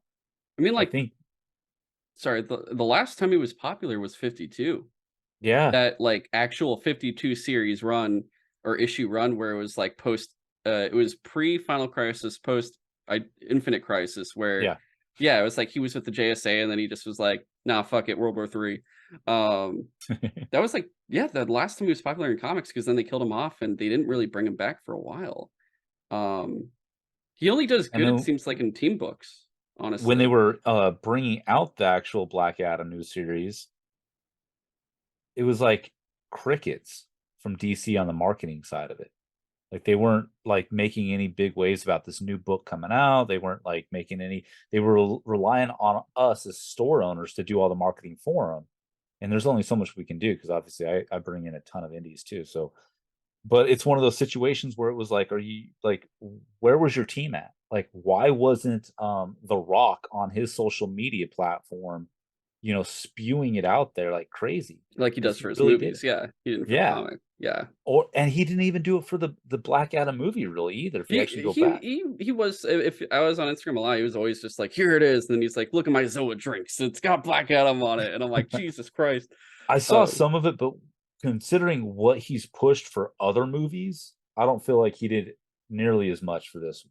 It was, Interesting. even Okay. though I'll say this, I enjoyed Rock as Black Adam. I did. I thought he did a good job. But Rock puts all of his, he always puts his, he always gives 110% with most of the stuff he ever gets into. So I wasn't expecting a bad performance from him by any means. I think the directing was more of his issue than it was on him actually acting as a character. But yeah, like when it comes to their books, they need to do a better job marketing. They need to highlight certain ones that they actually want to go out there, instead of just like, I don't know, like I don't think anybody really knew about Dead Boy Detectives from the Sandman universe. No. I mean, of course I did, because I'm a huge Sandman fan, but where's the real marketing? What are they doing to push their book sales? Minus things like Batman and Superman, Wonder Woman, like these lower tier characters are not doing anything with It's like to the really closest you're push gonna out get there. is just the ad in the comic for another book, and then it's like, "Hey, if Yeah. you're reading that, you should read this," and that's about it. I think it's honestly because they're so afraid of spending that extra money, and they're probably still budgeted on, like, what marketing they can do for comics, and they're like, "We could do it for these books, but it could also be for nothing," whereas we know there'll be a better potential if we just focus it on the Trinity characters for advertising, and that could be the reason. That's just my guess. I'm not too sure, honestly. Yeah, no, it could be for sure. I'm sure there's probably people in the creative space or the marketing team that's saying, "Hey, we need to do this, this, this, this," and then they get all hyped up on it, and they probably have some manager above them. It's like, nope, we're not going to do any of that. Like I've seen that happen in the corporate world so many times where it's like you actually have some very smart moves that should be done, but just because it costs a little bit much, you got some manager above wanting to save payroll or wanting to save on advertising expense to make them look good, and they kill it, and so they don't actually get the marketing out there, which if they would let it go through, and I mean, I know like large companies are always slow to get out there and market to new audiences because obviously it costs more money to bring in new audiences than it does to keep old customers. Yeah. But they really need to do a better job with their like, I don't know, what's the new Generation Z or something like that. They need to bring in some of these new Gen Z people to start pushing stuff like in the TikTok world or Yeah. Like make TikTok where videos for this. Yeah. yeah, I mean, I'm old too. I just had my birthday Saturday, so well yesterday. Um Oh, I'm happy feeling birthday, like an man. old man. But it's one of those situations where they're missing this new generation. I mean, I have a shop right next to essentially a Pokemon card store, right? And all the time I get people that come in here with their kids that are like 8, 9 years old, and their moms or dads like, oh my gosh, a comic book store, this is so cool. And their kids are like looking at their Pokemon cards thinking like, oh, whatever, I don't care. And their moms are like, oh, check out Spider-Man. Look at Batman over here. And the kids are like, but I got my Pokemon card. I don't care. So they don't care. Like the new generation, these young kids, they're not caring about comic books like we did. And why? It's because it's not being presented to them as being cool. These trading cards, these Pokemon cards, that's what's cool. So DC, Marvel, comic books in general, these marketing teams need to find out what's making the kids like those cards and try to bring some of that appeal back to comics to make that seem like it's part of it. And I think DC is the first one to start doing it. And two of the new titles recently, they created those books. I'm spacing. I think one is the new Lazarus one that just came out. It's the trading card one where the front cover and the back cover actually has trading cards on them that you can tear off Oh, and interesting. use. Okay. And I remember like a month ago they had another issue for one of the B covers on one of the books. I forget. I think it was a Dark Crisis one. It's the same thing. But I think it needs to go beyond that. They need to spend money on marketing to that new generation. I mean, there's a Make whole them area like you said, TikTok, but also Twitch. A lot of them yeah, watch Twitch. If they had a Twitch channel, they're like, hey, we talk about this stuff, and they just talk about older comics and like make it feel like it's a really cool story or connect them to movies and cartoons. Because the whole thing for me, when I was a kid, the reason I got into comics, like I watched the Batman animated series, the Spider-Man 90s yeah, show, X-Men Evolution. Like those were the shows I like to watch. And at a certain point, I didn't get to really go to comic stores. I'm a kid, I don't have money, but like yeah. we'd go on a trip to our like a cabin we always like to go to every summer. And my mom would like we'd go to the Smart to get food, and my mom would let me go to the comic rack. It was just a little rotating rack, Oh yeah. Oh and I'd yeah. always get the Batman book. I had no idea if they were connected or anything. It was like if I was usually looking for the one that was tied into the show. I'd get the animated series like book Batman Adventures or something, but every now and again I get something random. And as a kid, I'd be so confused to get like Streets of Gotham or not Streets, it was Gotham Knights, and I'm like, whoa, there's drugs in this. What's happening? Or like back like it was the Cassandra Cain detective Batgirl ongoing and stuff like that. Like it was that era of time where I just get these random books. And they have to also know like kids not necessarily won't like they might not even always be able to buy books. So it's like they might just buy one book and it's like it could be anything. So they just gotta utilize all these different forms of social media to really hit that. Not necessarily Instagram now, because that's more of millennial at this point, if anything. Yeah. But yeah, Twitch, TikTok, if they really make that more current, and I feel like they've tried, just it's like they do it without advertising, but also they don't try it enough where they're like, well, here's Batman Fortnite, which they were like, here's Fortnite codes for Batman skins in Fortnite, and I'm sure that sold a lot for those. I still have so many left, so if you need any new skins, let me. Okay. I feel like the thing too is everyone probably thought that was gonna sell, so like everyone probably, I'm assuming all the stores bought a bunch of those Yeah, because they're like, oh yeah, so it's like even though they probably made a lot of sales, like it's still there's so much extra. yeah. Uh, They did do well on that. Marvel even did the same thing with their yes, Marvel I saw they followed Fortnite up one. now. Yeah, Though going and piggybacking on what you're saying on like where they can market to that generation, I think Marvel's ahead of them because of the MCU, but because of Disney and Disney Plus, right? Like these kids are on Disney it's Plus, in their heads 24/7. They don't let them right? breathe. And they Yeah, have all these like Spidey and Friends, these young shows, like you were brought up. Like, why did you buy the ones off the rack you did? Because you recognize it from the Batman Beyond series. Well, we don't have Saturday morning cartoons anymore. I mean, we do, but like kids aren't watching it like we used yeah, to. Now they just go to whatever streaming services to do all that. So DC needs to go back, look at what they did well. Their animated stuff has always been fire, always been good.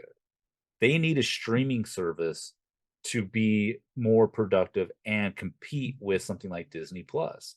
Because then that's going to make kids go and start watching, like, whatever new superhero thing that they're going to push. And then they're going to want to try to find that book. That's going to be the tie-in. That's going to be the extra little thing that they need. But they're so convoluted with the rights and who they don't have a dedicated streaming platform. Marvel's Disney Plus. Everybody knows. You yeah. want to watch a Marvel thing, you go to Disney Plus. Um, but DC doesn't have that right now. They don't have like a real. They got like they got some canceled shows that are constantly happening. Yeah, it's a whole, It's we'll just get to the that, but like for sure, like I mean like Batman the Cape Crusader yeah, was gonna show up, and then they're like, we're gonna shop that around. We're not gonna put that here. And now it's like it's either gonna be like Netflix, Amazon Prime, or Hulu, or Apple TV Plus. I'm just like, just give it to Apple, please. Just give it to Apple, so we just watch it. I just want to watch it. right. Uh, but And see, I don't have Apple, so I can't even watch it. oh dang, okay. I'll say that they at least have quality over there. Like Right. the stuff they do have is actually really good. Um, but it's they did try another book, and this book was actually awful. The Batman Phase Clan miniseries they did, Wait, did and you read it? I saw some of the panels. It was all over Twitter, and it told me everything I needed to know. Just like Mr. Freeze, do you think a mere gamer could beat me, Batman? I'm like, dude, I'm gonna go jump off this building. I'm gonna catch y'all.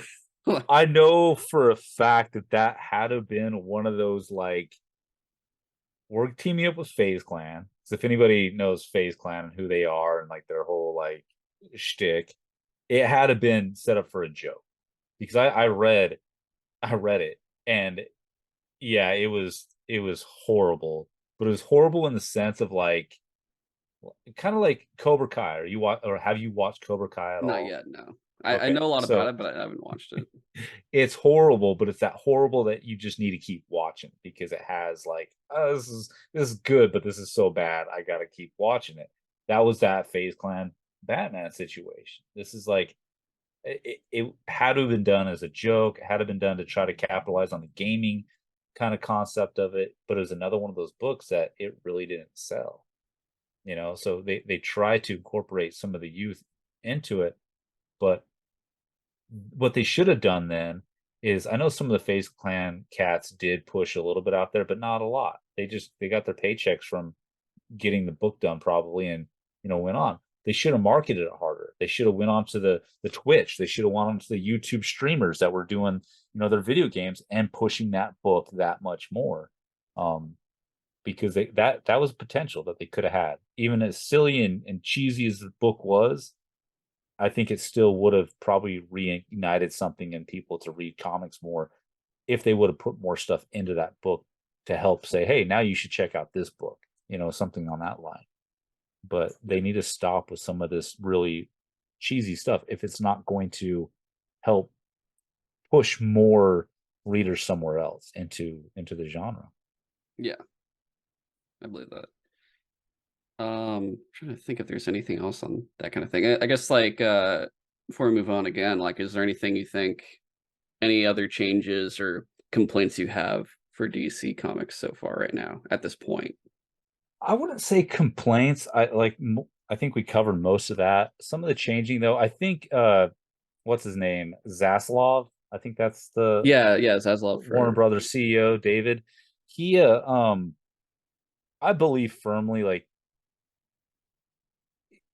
CEOs, they have one obligation to any company, right? It's to shareholders create and profit. profit for their shareholders. Yeah, And people always assume that's some bad thing when it's not.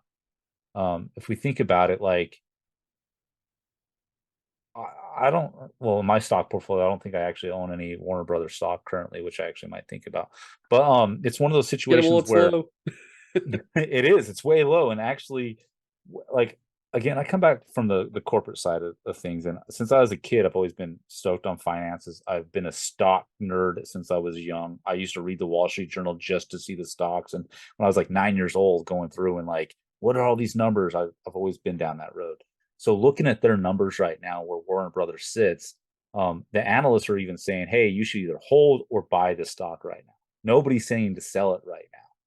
So that's telling you something. So that means this is kind of a normal thing. But as being a CEO, trying to make profit for your shareholders, he's in this mindset of like, we need to do something to start pushing this up. So I think he's going through a complete restructuring of the company for Warner Brother Oh across yeah, the board. I think DC sits in there in the comic realm, knowing that we've got money here. It's making money. It's not like they're losing money from DC. They're losing it in other aspects, and like we talked about earlier a little bit with the purchase of AT&T and Warner Brothers, all that kind of stuff. That's where they're holding on to a ton of debt. So I think with David Zaslav, I believe that's his name. yeah, it is. I Yeah, think he's going through a big restructuring. I know they've laid off a lot of people throughout the company this last year, but so is a lot of other companies. We're going through a recession right yeah. now. Whether people want to admit it or not, The that's where entire we're tech and at. even Microsoft, which was like, Yeah, I used to work there, and they were like, "You guys are going to get laid off. You're just being moved." And we're like, "Cool." They're even leaving off people now, so it's like, shit. right. So it is. It's one of those things that it's happening. We're going through it. We're gonna battle this out for the next year, probably next year and a half, until we start seeing some folks. But I'm hoping these companies like Warner Brothers and DC, they're starting to restructure, and I hope they're doing it in a way that they're going to see the focus become more driven to the DCU, to where they're going to try to compete more so with Marvel. And I can't believe I just forgot his name. Gunn.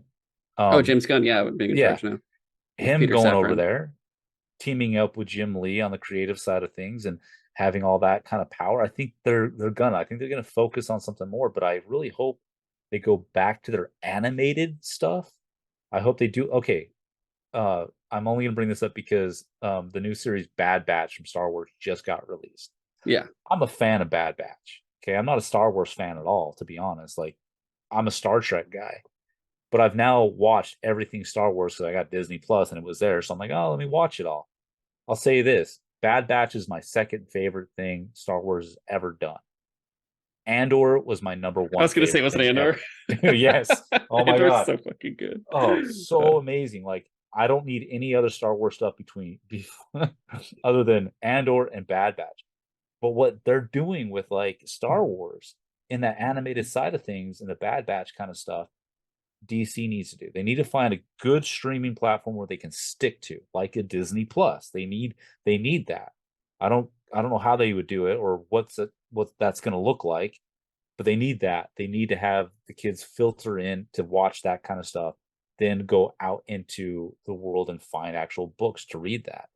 Um, I also think that if they focus there, they need to start getting better with their movies. Yeah, I've not, dude, it's so hard for me to go see a DC movie. I went and saw Black Adam because I was like, all right, yeah, finally, Rock doing Black Adam, this deep, darker character. I'm gonna go watch this. I always go see Bat. No, I didn't see Superman Batman. I refuse to see um oh, what's his name? The actor that recently been playing Batman. Um Ben Affleck. yeah, I refuse to see him as Batman. I won't do it. Okay, I won't interesting. do it.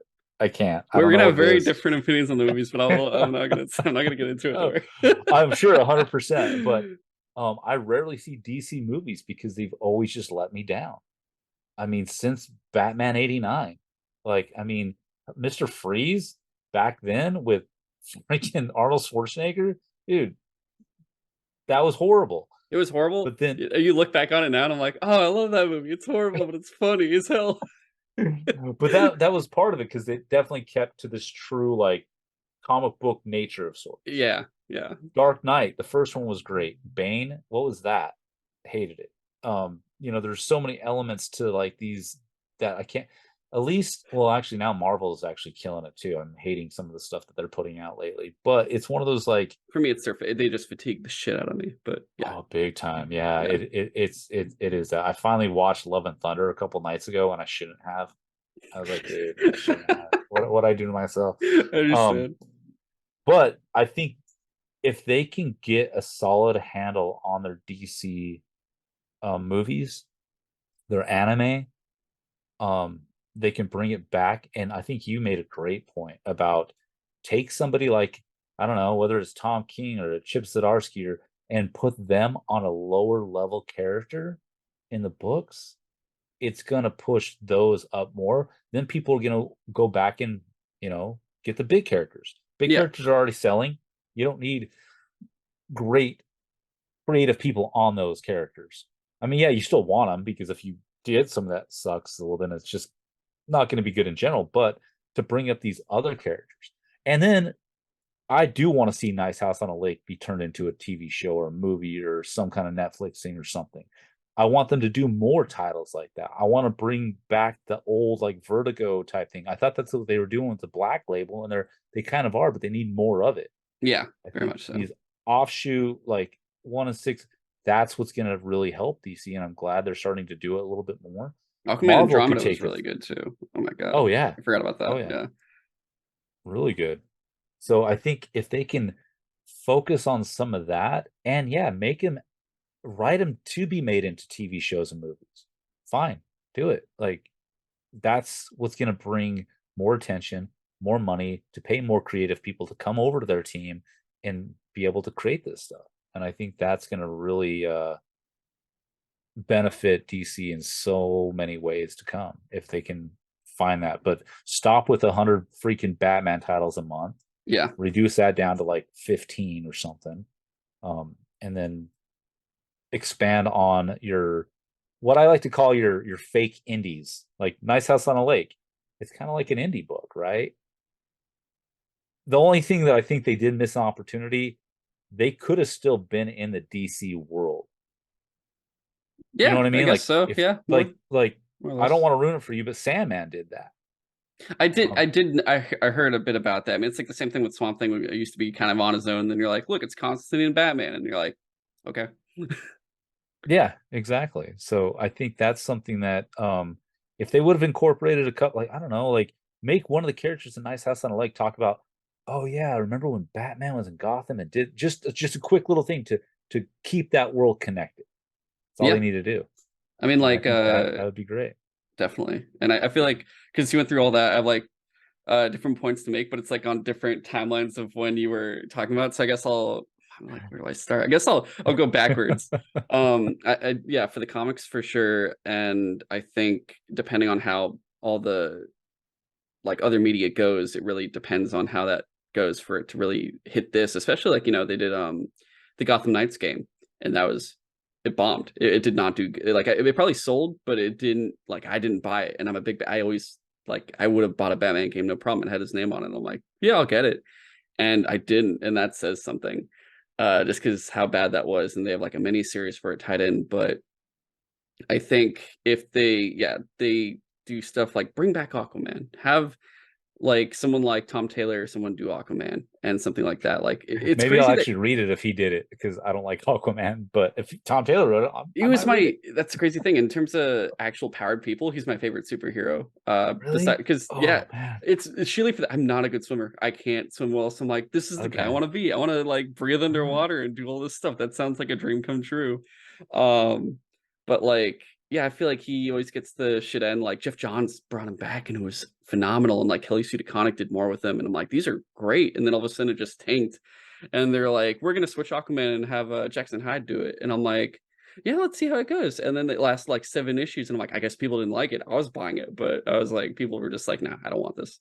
Um, but like there's so many characters for them to do, but then reflecting back on like, well, what do they do to bring it in, and having James Gunn in charge now, and his whole thing was saying everything is going to be more or less connected, like movies, TV shows, games are all going to be set in the DC universe. And he's like, I'm not running this like Marvel.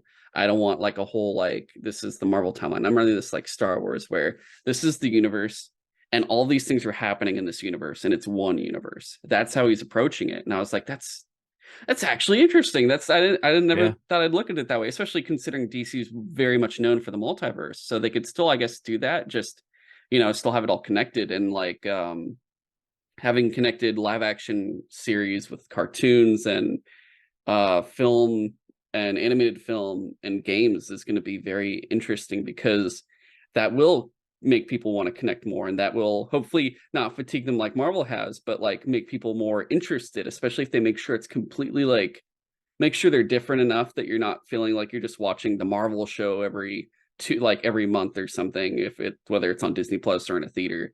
But it's gonna be yeah, it's gonna be interesting to see how it all goes. It's just also funny because right before that, they're like, we're doing the big Batman animated series. All right, we're gonna send it somewhere else. But the current shows they have for kids are like a DC like Batmobile Hot Wheel type show where everyone's cars or something, and then the DC Superhero Girls show, which I I have a 5-year-old niece. She likes that show a lot, and every time like she comes to visit from like across the country, she'll hang out in my room sometimes, and I'm like, "Do you want to put on the DC Superhero Girl show or something?" And she's like, "Yeah," and like we'll watch it for a bit, get bored, and walk away for something else because she's 5. But like, Right. uh, they do have interest in that kind of stuff, and it's also the whole thing of like hopefully they think kids aren't dumb necessarily and they could actually comprehend stuff, because I was a kid, Batman the animated series, Justice League, the plots in there were very intricate and actually very Yeah. very like there was politics in there, and as a kid I'm like, that makes sense, yeah, that makes sense, and I'm like, oh yeah, I understand that, and I'm like, dude, like give kids a bit of credit, like Yeah. you can make a more mature show without making it like really mature and they'll be fine with it. Like they probably will understand it at this point, especially at this age and of information era we're in at this point where everyone's using phones and TikToks everywhere. Like you can do it. It's possible. Hell, they can even do more shorts because kids' attention spans are more like 30 seconds. So like they could really do something with that, make more short term like little things. Like they were doing that Justice League action show where it was like shorter little like mini cartoon episodes that were like Yeah. 5 minutes long or something. Like that could also work. But in terms of like, yeah, Zaslav and the way they're doing everything, like we've seen everything. And I do agree, like when they're like, oh, Batgirl's canceled, these movies are canceled, that we're gonna be on HBO Max and we're taking these off. I was like, I can't believe you're doing this, but I completely understand that you're doing this. And I get it. I get like, yeah, right now we're acting like bean counters. And it's like, well, yeah, have you seen the death there? And I completely get that they actually want to make money and not be like looking at this stupid amount of like loans and crap, more or less, that you'd have if you just bought a house and you're like, oh, I don't even own my house. Uh, it's gonna be interesting to see like how they really pull it off, and if they just start making popular things that people really want, then they won't even have to cut too much more things. But I was afraid at a certain point, just because like back when AT&T and DC or AT&T and Warner Brothers like became one thing, there was a whole thing, I think it was actually of all people freaking was it Ethan Van Sciver or something, where he was like yeah, they're gonna do 5G or they're gonna get canceled. Like the comics are gonna get taken out by AT&T. They're gonna like just drop them because the profits aren't as much as they'd want. And there was a big scare, and then it ended up not happening. But you felt like, I guess, that fear, and it was like pre-COVID era. It was like around 2018, 2019, I think that was happening.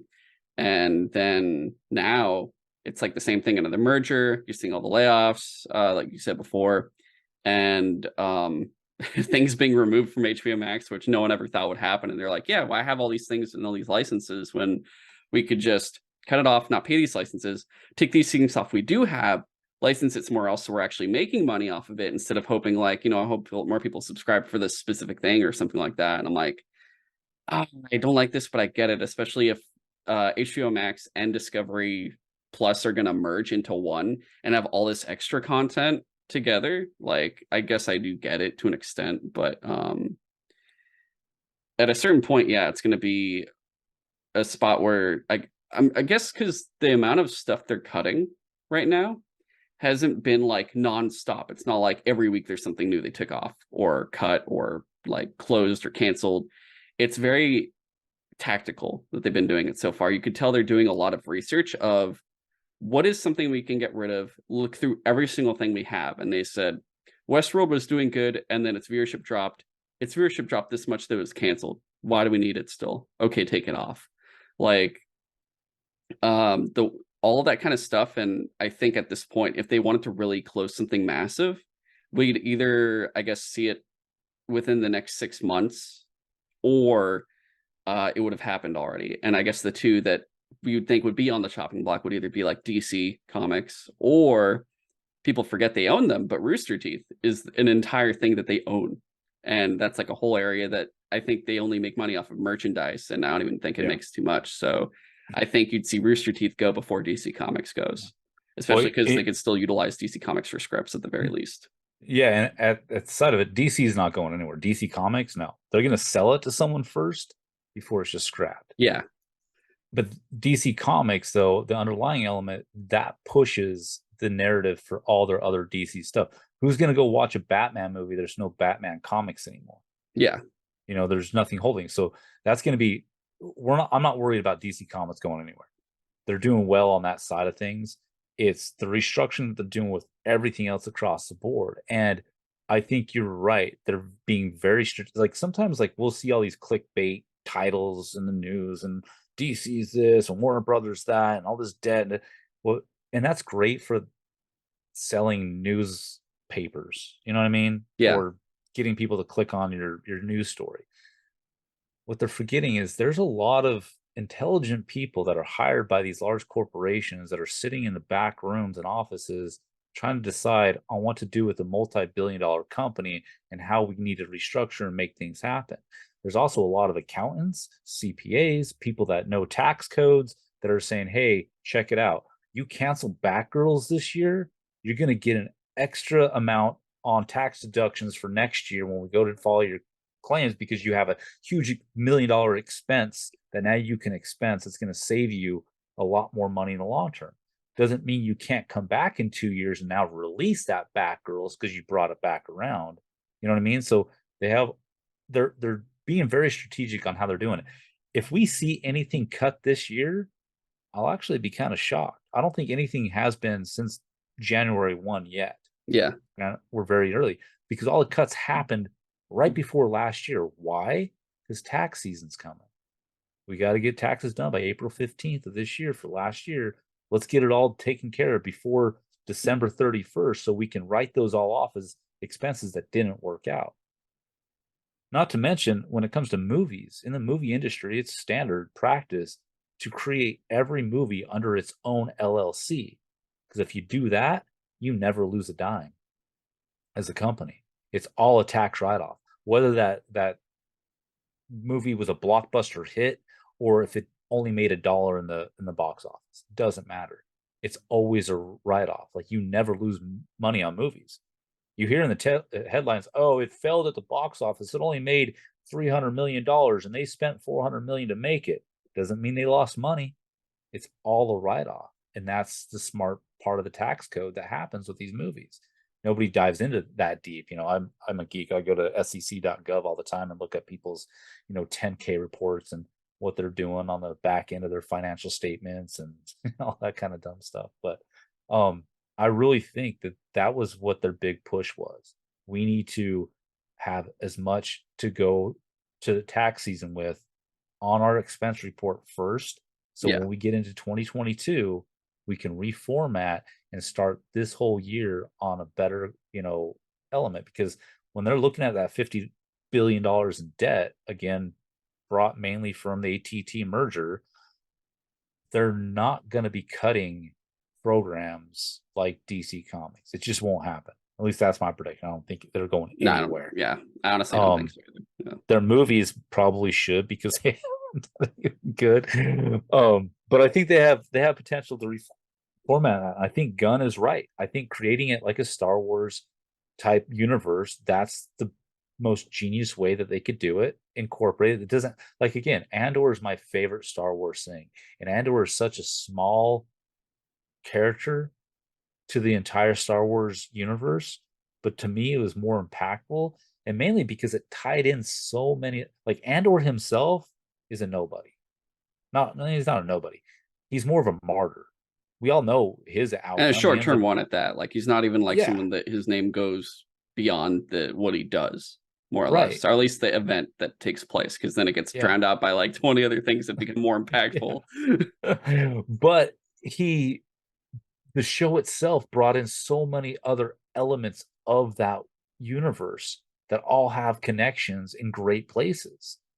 And if the DCU can do something like that, and I bring up Sandman again because you'll know when you either listen to audio or read the first, read the series itself. They didn't do it in the TV show. They actually, that's why I think the licensing on it, there was something weird there. Why didn't they bring in some of the characters that they discussed, and even Constantine? I think they were able to keep the name, but I don't think they try to represent it as the DC Universe Constantine.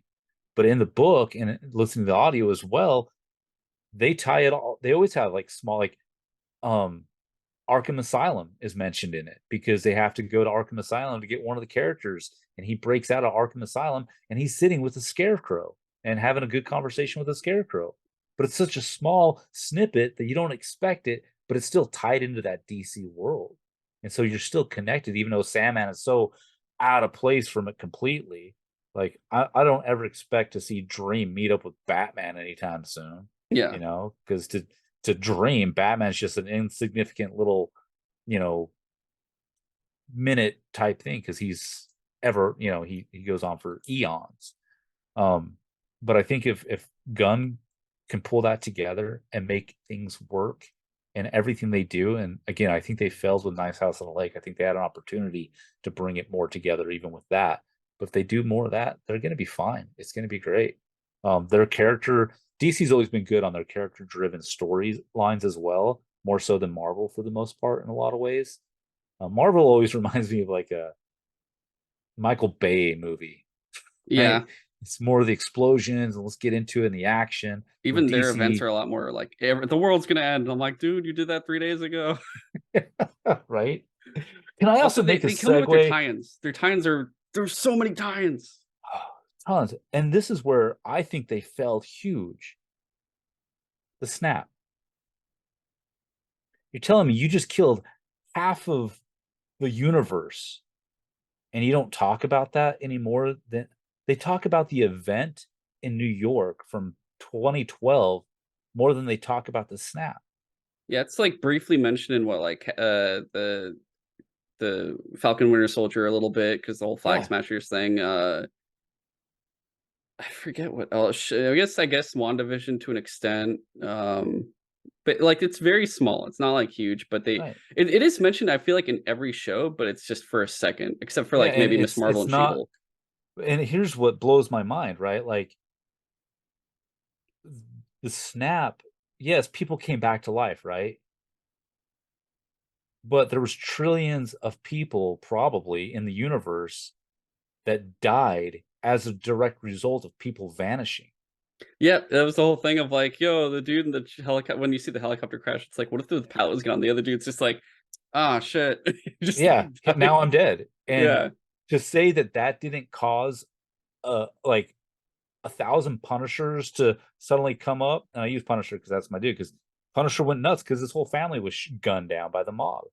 Well, if my whole family just died in a plane crash because the pilot got blipped out by some dude like Thanos, I would be pretty pissed off. also, So wait, that if the might, pilot got blipped out in the air and he comes back, but the plane already crashed, does he just basically come back in the air and then he just falls right, down and just right. And then he's dead too. So yeah. not only did he die indirectly from it, all the passengers on the plane died.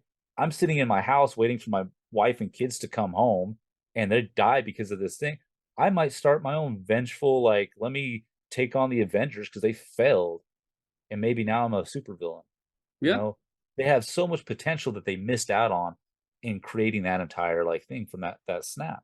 I feel like the And closest thing they ever did to that, besides the Flag Smashers, was just like in Avengers, they did the whole Vulture being the type of dude that got screwed over by damage control or whatever the hell it was called. yeah, But it's yeah, that damage was control. yeah, Yeah.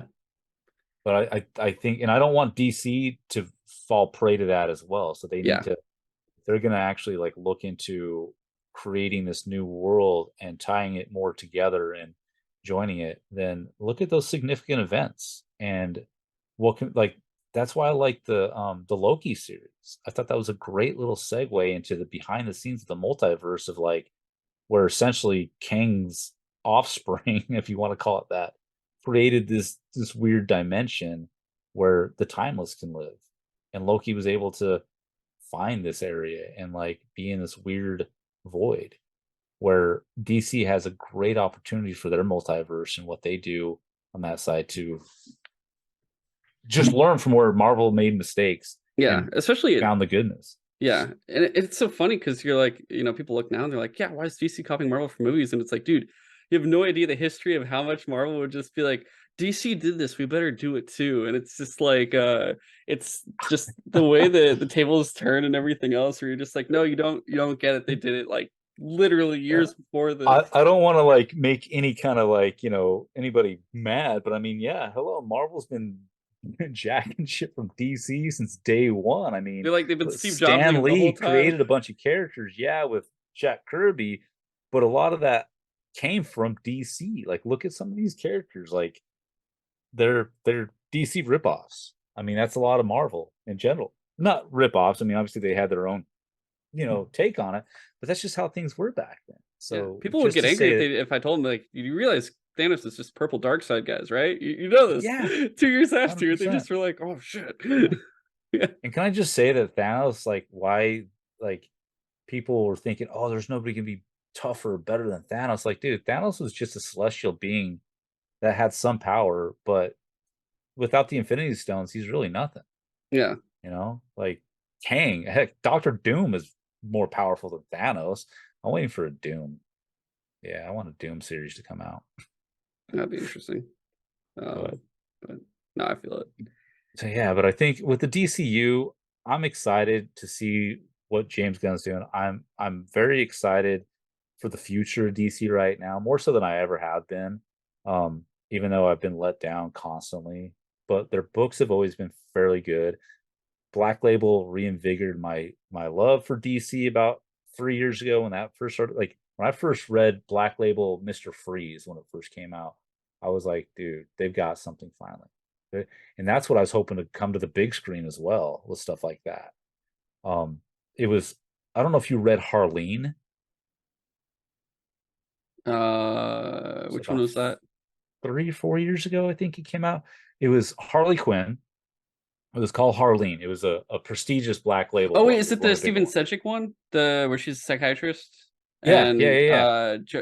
yeah, I read that one. Yeah, yes, Dude, yes, yes. that one blew me. I'm not even a Harley Quinn fan. I think she's just, she's cool, whatever. I just not my thing. But reading that, dude, That okay, was really good. they developed her into somebody I could relate with, like a real psychiatrist, comes home, finds her flatmate murdered in the bathtub, and then loses her mind. Like, shows a little bit of origin with her. Like, that could have been adapted to a beautiful movie or TV series. And maybe it will be. Maybe it's something that they could do later.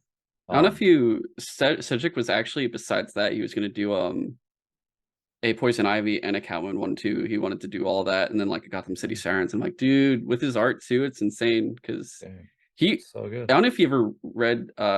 He did the art for Aquaman for a while, and Sedgwick's art for like Aquaman and Dolphin. I don't know if you know Dolphin. I know Dolphin, but I never read.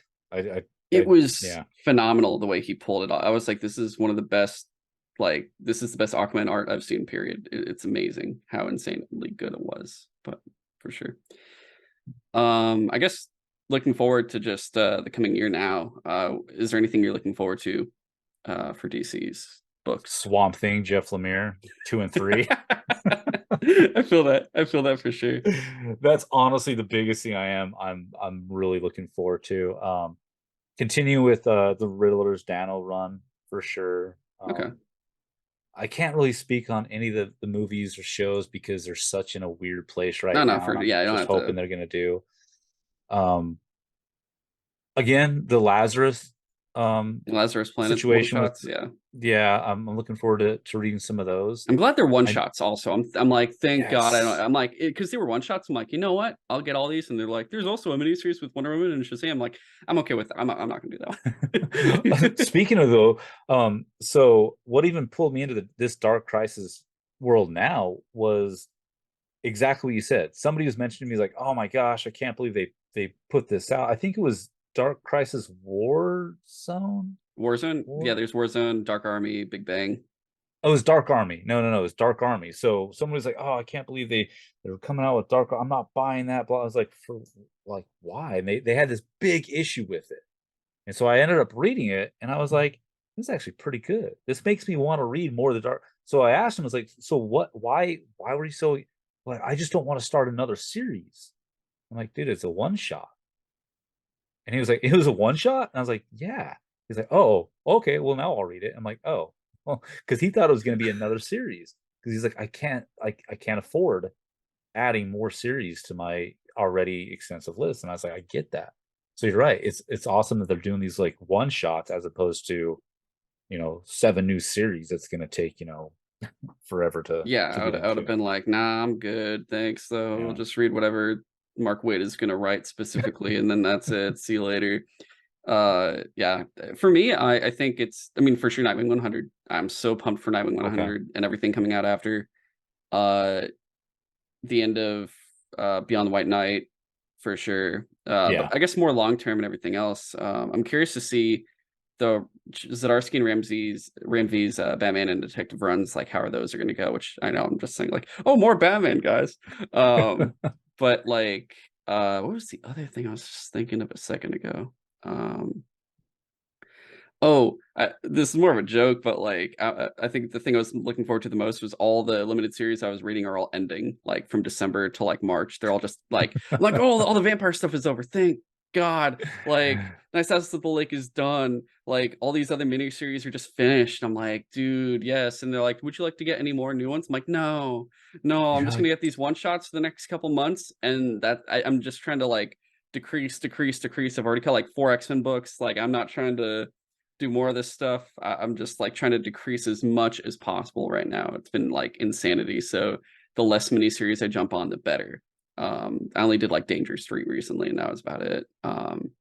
But like otherwise, I think I'm curious to see the end of Deceased, like the uh that one with still Tom Taylor, more Tom Taylor. Uh, yeah.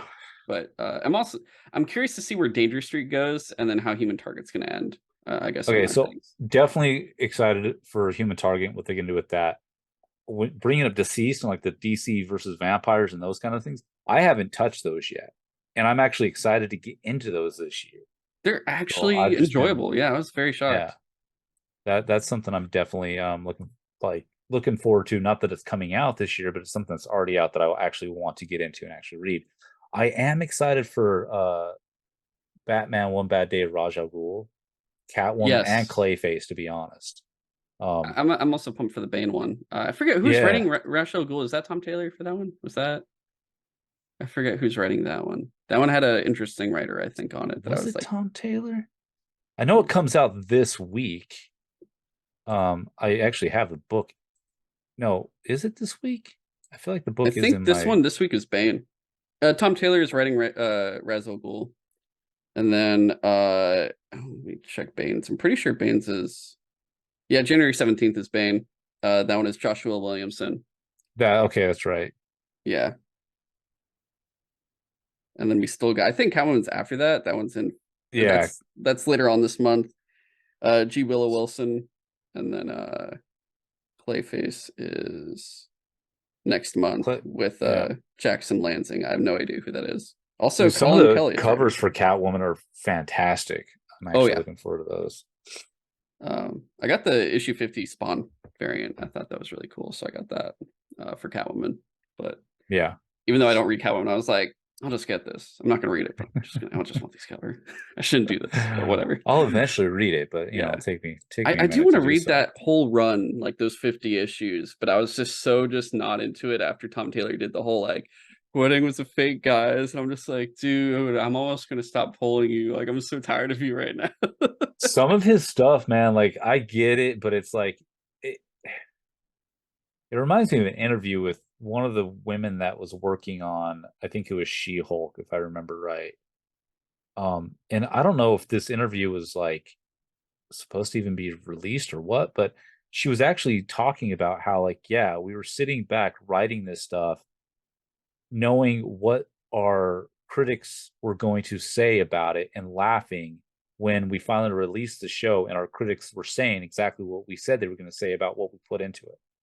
I know that sounds really convoluted in how I said that. Let me try to explain. It almost sounds like they were purposely trying to troll those fans that they wanted to upset. Oh yeah, they wanted a And self-fulfilling prophecy, very much so the yeah, entire time. It was and like, I I can't believe think you'd say that. They wanted me to say that. That's why they did it. It was yeah, like, and it's like that means you're really writing and creating stuff just to piss people off? it's for yeah, it's like a show Yeah, for clout. That was the entire show. It was right. a show for clout. And I think that's what Tom Taylor sometimes does. He does it to try to, upset fans. And that's no way to go about writing stuff, in my Yeah. opinion. I get it. There are jerks in every community, and there's going to be people that are always going to troll, and there's going to be people that are always going to be, but I don't know. I feel like that happened with the Jason Aaron run of Punisher as well, the new Punisher run. Oh, with the Um, yeah, I saw the read. Yo, I saw that read. I'm not gonna lie. I was like, I didn't know who was writing it yet, and I'm like, what the fuck are they doing? Like, are you kidding? Like, who thought this was a good idea? And I saw Jason Aaron's name, and I'm like, I heard he's really good with Thor, but I still don't know this. I'm probably not gonna read it, but okay. I like Jason Aaron's work in his past work. Obviously, I'm a bit more biased because Punisher's my dude, and I'm Mhm. still reading it because I love the Punisher, and I'm glad we just have something at least. But I'm a little bit like, did you purposely throw this in just to try to like, you know, jab at people and like just try to make I don't know, it's just like the weirdest thing. It's like I guess stop because writing these kind stuff to of piss things, people like off. it's like it gets attention, and that attention gets more people to look at it. So it's like Right. more of like just like with She-Hulk, it's a weird like meta version of marketing that they could do, where it's like there's Yeah. no such thing as bad press because people are going to look at it anyway. I And, guess and in and that manner. it's in my opinion one of the worst ways to promote to people. And I hope that I don't know, our society fixes that a little bit more. I just want that to kind of just, I don't know, go away because it's annoying. But I mean, oh, there's another. Did you read Superman Space Age? No, I that was there's too Okay, much stuff, so I had never read it. right. I'm not a fan of Superman at all, but for whatever reason, I decided to read Superman Space Age, mainly because um, it's a three-parter, and it was such a throwback that made me like actually have hope for comics in DC world. But issue 3 comes out this year. And I'm super excited for that one for sure. And it's weird saying that because I'm not a Superman fan at all. But that's definitely another look forward to, along with oh shit, what was it? It was Icon versus Hardware is Oh, yo, coming Static out. Shock. I'm looking forward to Static Shock second season. That was it. I All right. loved Vida Ayala's runs of that for sure. Yeah. Yeah. So Icon versus Hardware issue 1 comes out this year. Okay. I think sometime around end of February, I think it is. And I know You haven't Hudlid noticed is all the writing milestone it. stuff they wait for like Black History Month normally. I've noticed like Yeah. for their launch Yeah. periods. Yeah. Which that's I don't know how I feel about that. It I makes feel like, sense, I guess, but but you it's could do it like, year round. You don't have to like yeah, stick to it just for the potential maximum marketing and yeah. whatnot. But like, yeah, just make it year round. I think so. I like hardware. I think great character, and I think more of their I don't know. That's the I like I think grew up with the Static cartoon too. That's why I was like, when they said yeah, Static's coming back, I was like, hell yes, finally! It's been like so long. Like Static is such a weird forever. character to that came from a cart. I guess he came from a comic technically, and then came into the cartoon. Yeah. People forget there was like a comic, but because he looks completely different with the outfit, but for sure. Actually, one funny thing with Tom King that was actually kind of fucked up at the same time. Uh, because like the way he does stuff has been interesting. Where he seems like he's a I'm a right no matter what type of guy. And I met him Yeah. twice. He's like funny. He even did like his bad Batman drawings. He did it on my like Comic Con lanyard, and I loved it and everything else. But I remember when he was doing, I think Rorschach, Jay Lee was doing a variant cover, and some people were complaining, I guess, because he was doing some stuff with Ethan Van Sciver on his Kickstarter. He was doing like a cover for him, and Oh you wow. know, because he's so controversial, everyone was just like, Tom King, I can't believe like you would let Jay Lee like do a variant for you after what he did, doing a cover for Ethan Van Sciver. And Tom King's like, you know, I didn't have any power on this. I wouldn't have let this happen if I was in charge of it. And he started like kind of calling him out and basically like throwing Jay Lee under the bus and all this shit. And Jay Lee didn't say anything back, and it's like, what happened? It's like, guys, Jay Lee's not on social media. He has no idea about any of this stuff with Ethan Van Sciver. He doesn't know anything about this. He basically just lives in the real world and doesn't like deal with any of the shit. So Right. he's just having a normal life, and all of a sudden it's like, "Fuck you, Jay Lee," and he's like, "What did I do? I don't understand any of this." And He's like, it's like you're talking to someone behind their back yeah, in a way that they're not never gonna know until somebody pulls them aside and said, "Hey, did you hear what so and so said about?" You're like, "No, well, look at this," and it's like, dude, and it was like everyone was just like, "Damn, Tom King, that's kind of fucked up of you, man." He's like, and then he got like kind of like a backlash of it too, and he's like, "Hey guys, I went like a 5 hour phone call or something. Everything's good. Blah blah blah blah." And some people were defending Tom King, like, "Hey guys, you know he put in a lot of effort here to like do this thing," and it's like maybe you shouldn't have just said that to begin with and just been like a not attack someone like that. And then Jay Lee like makes an entire account and goes, "It's not all good. That was really fucked up." That was like his only post. I was like, yeah, "Oh my god." whoa, Yeah. It was the whole I remember that, and it was like because there's always some random like Twitter beef with people online, but that was just so like out of left field. I was not expecting that. I'm like, "Bro, it's just Jay Lee. What are you doing? Why are you attacking this man?" Sometimes I think he does it for clout, though. I think Yeah, I Tom would not Taylor's be that dude that surprised. just kind of like a Liefeld a little bit, these people that are just they want to do it for shock reasons. And I mean that's something like I try my best, at least with my platform, is dude, I try to keep everything on the positive. I hate going down that because it's just been there, done that, and I'm the first to just ignore a lot of the negative. Obviously, I'll throw out some shade if I really feel like it No, for deserves sure. it. Especially when it comes to, like Jason Aaron destroying the character that I grew up loving, and he didn't destroy him, but I don't get how he can. I'm gonna spoil it real quick. No, So it's fine.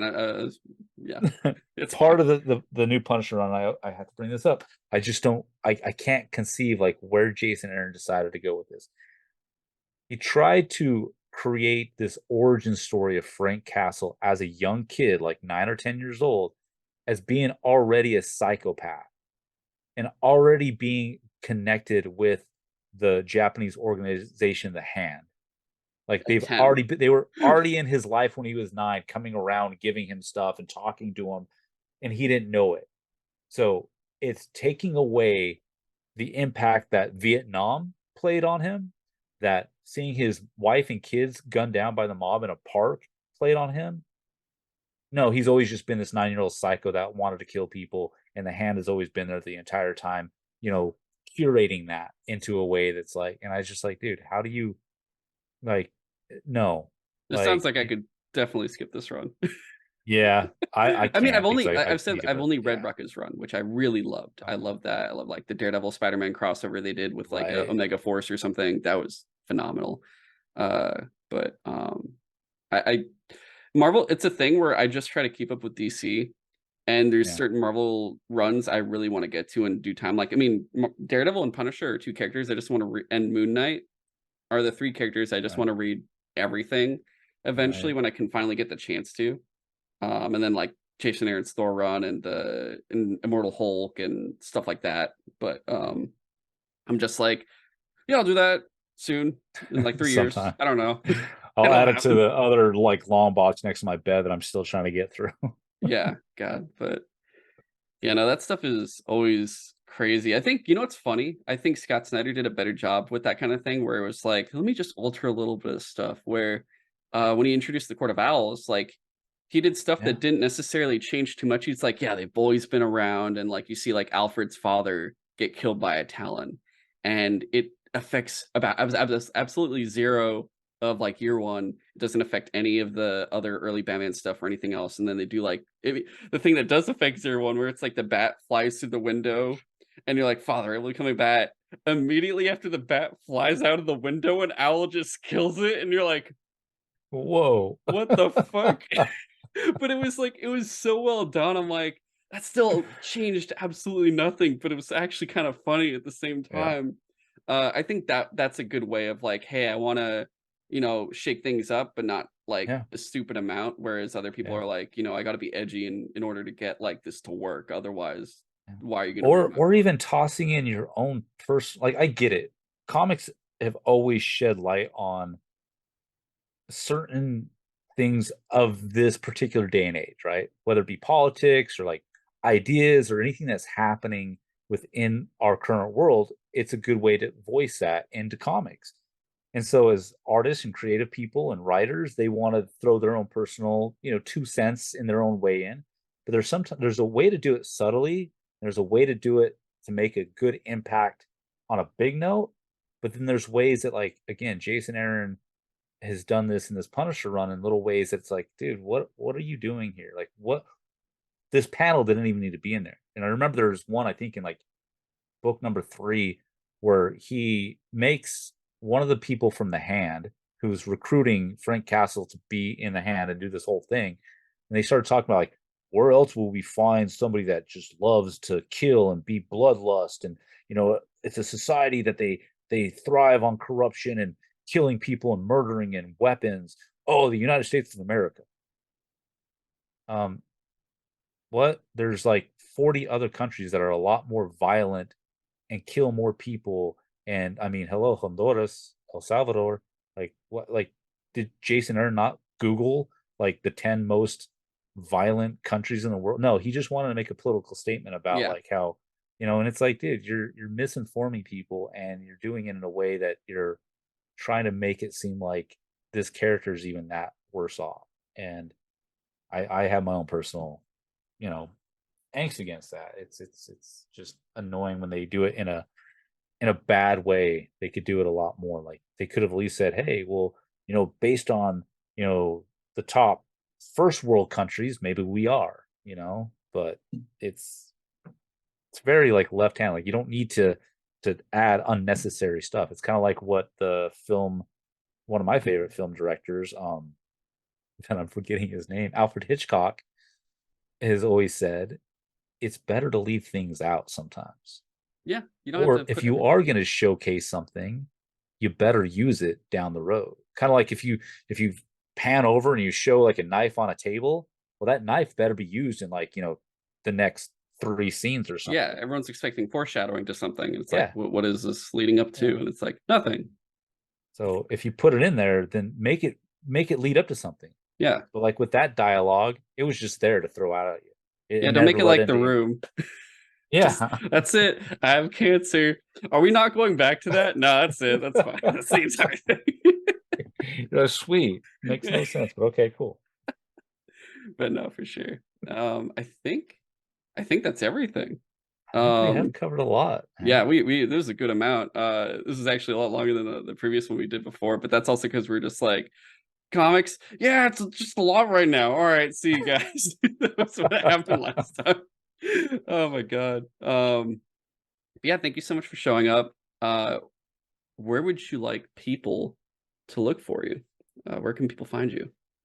Oh, well, number one, Instagram, coffee and a comic, underscore after every word. There are a few new accounts popping up that seem to take on the coffee and comic theme as well. So Really? it's coffee and a comic. Also my website, I would love it if you could check that out at coffeeandacomic.com. Um, buy a book from me. That's all I can really say. But yeah, typically my Instagram is my main area that I normally showcase like all the stuff I'm reading every day because I do. I try to read a comic every day with my cup of coffee in the morning.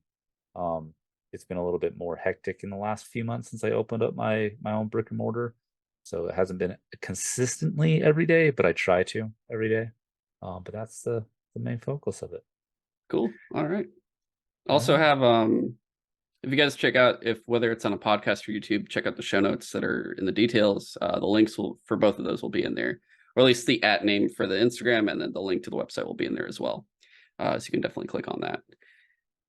Of course, for the show, show us your support. Please just subscribe on whatever platform you're listening on. This is the Cut of Steel on the Secret Side Talk channel, so you'll find it. You're already listening to it, but if it's Apple Podcasts, please give us a 5-star review. If it's Spotify, please rate us. And if it's YouTube, like and subscribe, all that crap.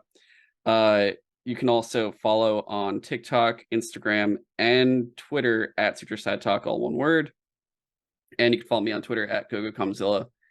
And just so you guys know, upcoming stuff for Cut of Steel. Now that we're back, I'm still working on getting guests for some other stuff, but the next, I guess, specific thing we're going to focus on is Black Adam. Get that out of the way now before I forget. And it gets in like the back burner, like Birds of Prey and Wonder Woman 1984, because if we ever did those, eventually one day we'll see. Maybe before the James Gunn movies come out for sure. But we're going to have that probably up next. And then after that will be the big coup de grace that I've been working on or I've been trying to do forever now, which is the whatever happened to the DCEU, which for that dude, it's straight up I'm going through since Man of Steel to every single pretty much DC movie announced live action, minus like Todd Phillips Joker and stuff, and going through of like what happened to it, how did it die, or how is this originally going to be. Like the original Wonder Woman and Aquaman are actually different than what they were intended to kind of be like. So kind of go into detail about all those different movies. It's probably going to be like a 2 to 3 part episode, or like basically 3 episodes or something. And I might have like a different guest on for each one. I'm honestly not too sure how it's going to go yet, but we're just going to delve in and just go through everything of just how it all went down and stuff. So it's going to be a good time. And I think It's now's gonna the be a best fun time. year. Yeah, just it'll probably still be after James Gunn does his announcements that are going to be for all the upcoming movies, but I'm hoping to have it around in this first half of the year for sure. Aside from that, guys, we'll have plenty of other stuff. I'm hoping to do maybe some animated stuff, other movies, and maybe some comics and games. We'll see. I'm not sure the order yet, but just know we're back at least for this show. And I hope to have more for you soon. Until ever then, One side question for you: you should yeah. probably look into doing something with Marvel Snap. Oh, the card game. Yeah, I only say that because I got suckered into it and started playing it like last week, and now I'm addicted. I've heard everyone getting addicted by it, and I've just been like, that's what like I have a backlog of games, and I'm just like, this is the last thing I need. It's the one that I pop up on my phone like right before I go to bed, and I'm in bed and I just start playing. And next thing I know, it's like 3 o'clock in the morning. I'm like, oh crap, I need to get sleep. Like, what am I doing? God, yeah, no. I'm gonna try to stay as far from that as possible. That's the last thing I need right now. Oh my God. You'd be like, what happened to the episode you were making? I don't know. I started playing with these cards. So like I have Ghost Rider. God. It's hilarious, but I appreciate you having me on, man. I really do. Yeah, thank you for coming. I was like, oh man, I should ask. I was literally like looking through people and I'm like, wait, what if I got someone that owns a comic book store? I feel like that would actually be the best person to ask about all this stuff, like to have someone on talk to me about this. So I'm glad you showed up, man. Very much It definitely appreciated. helps out. It's Yeah. yeah, when you hit me up, I was like, dude, yeah, absolutely. Find some time for that. I need to get back into doing some of these podcasts, that's YouTube. I used to do the circuit a little bit about a year ago, but then this whole last year been really, really crazy because I mean I lost both my parents earlier I'm sorry, man.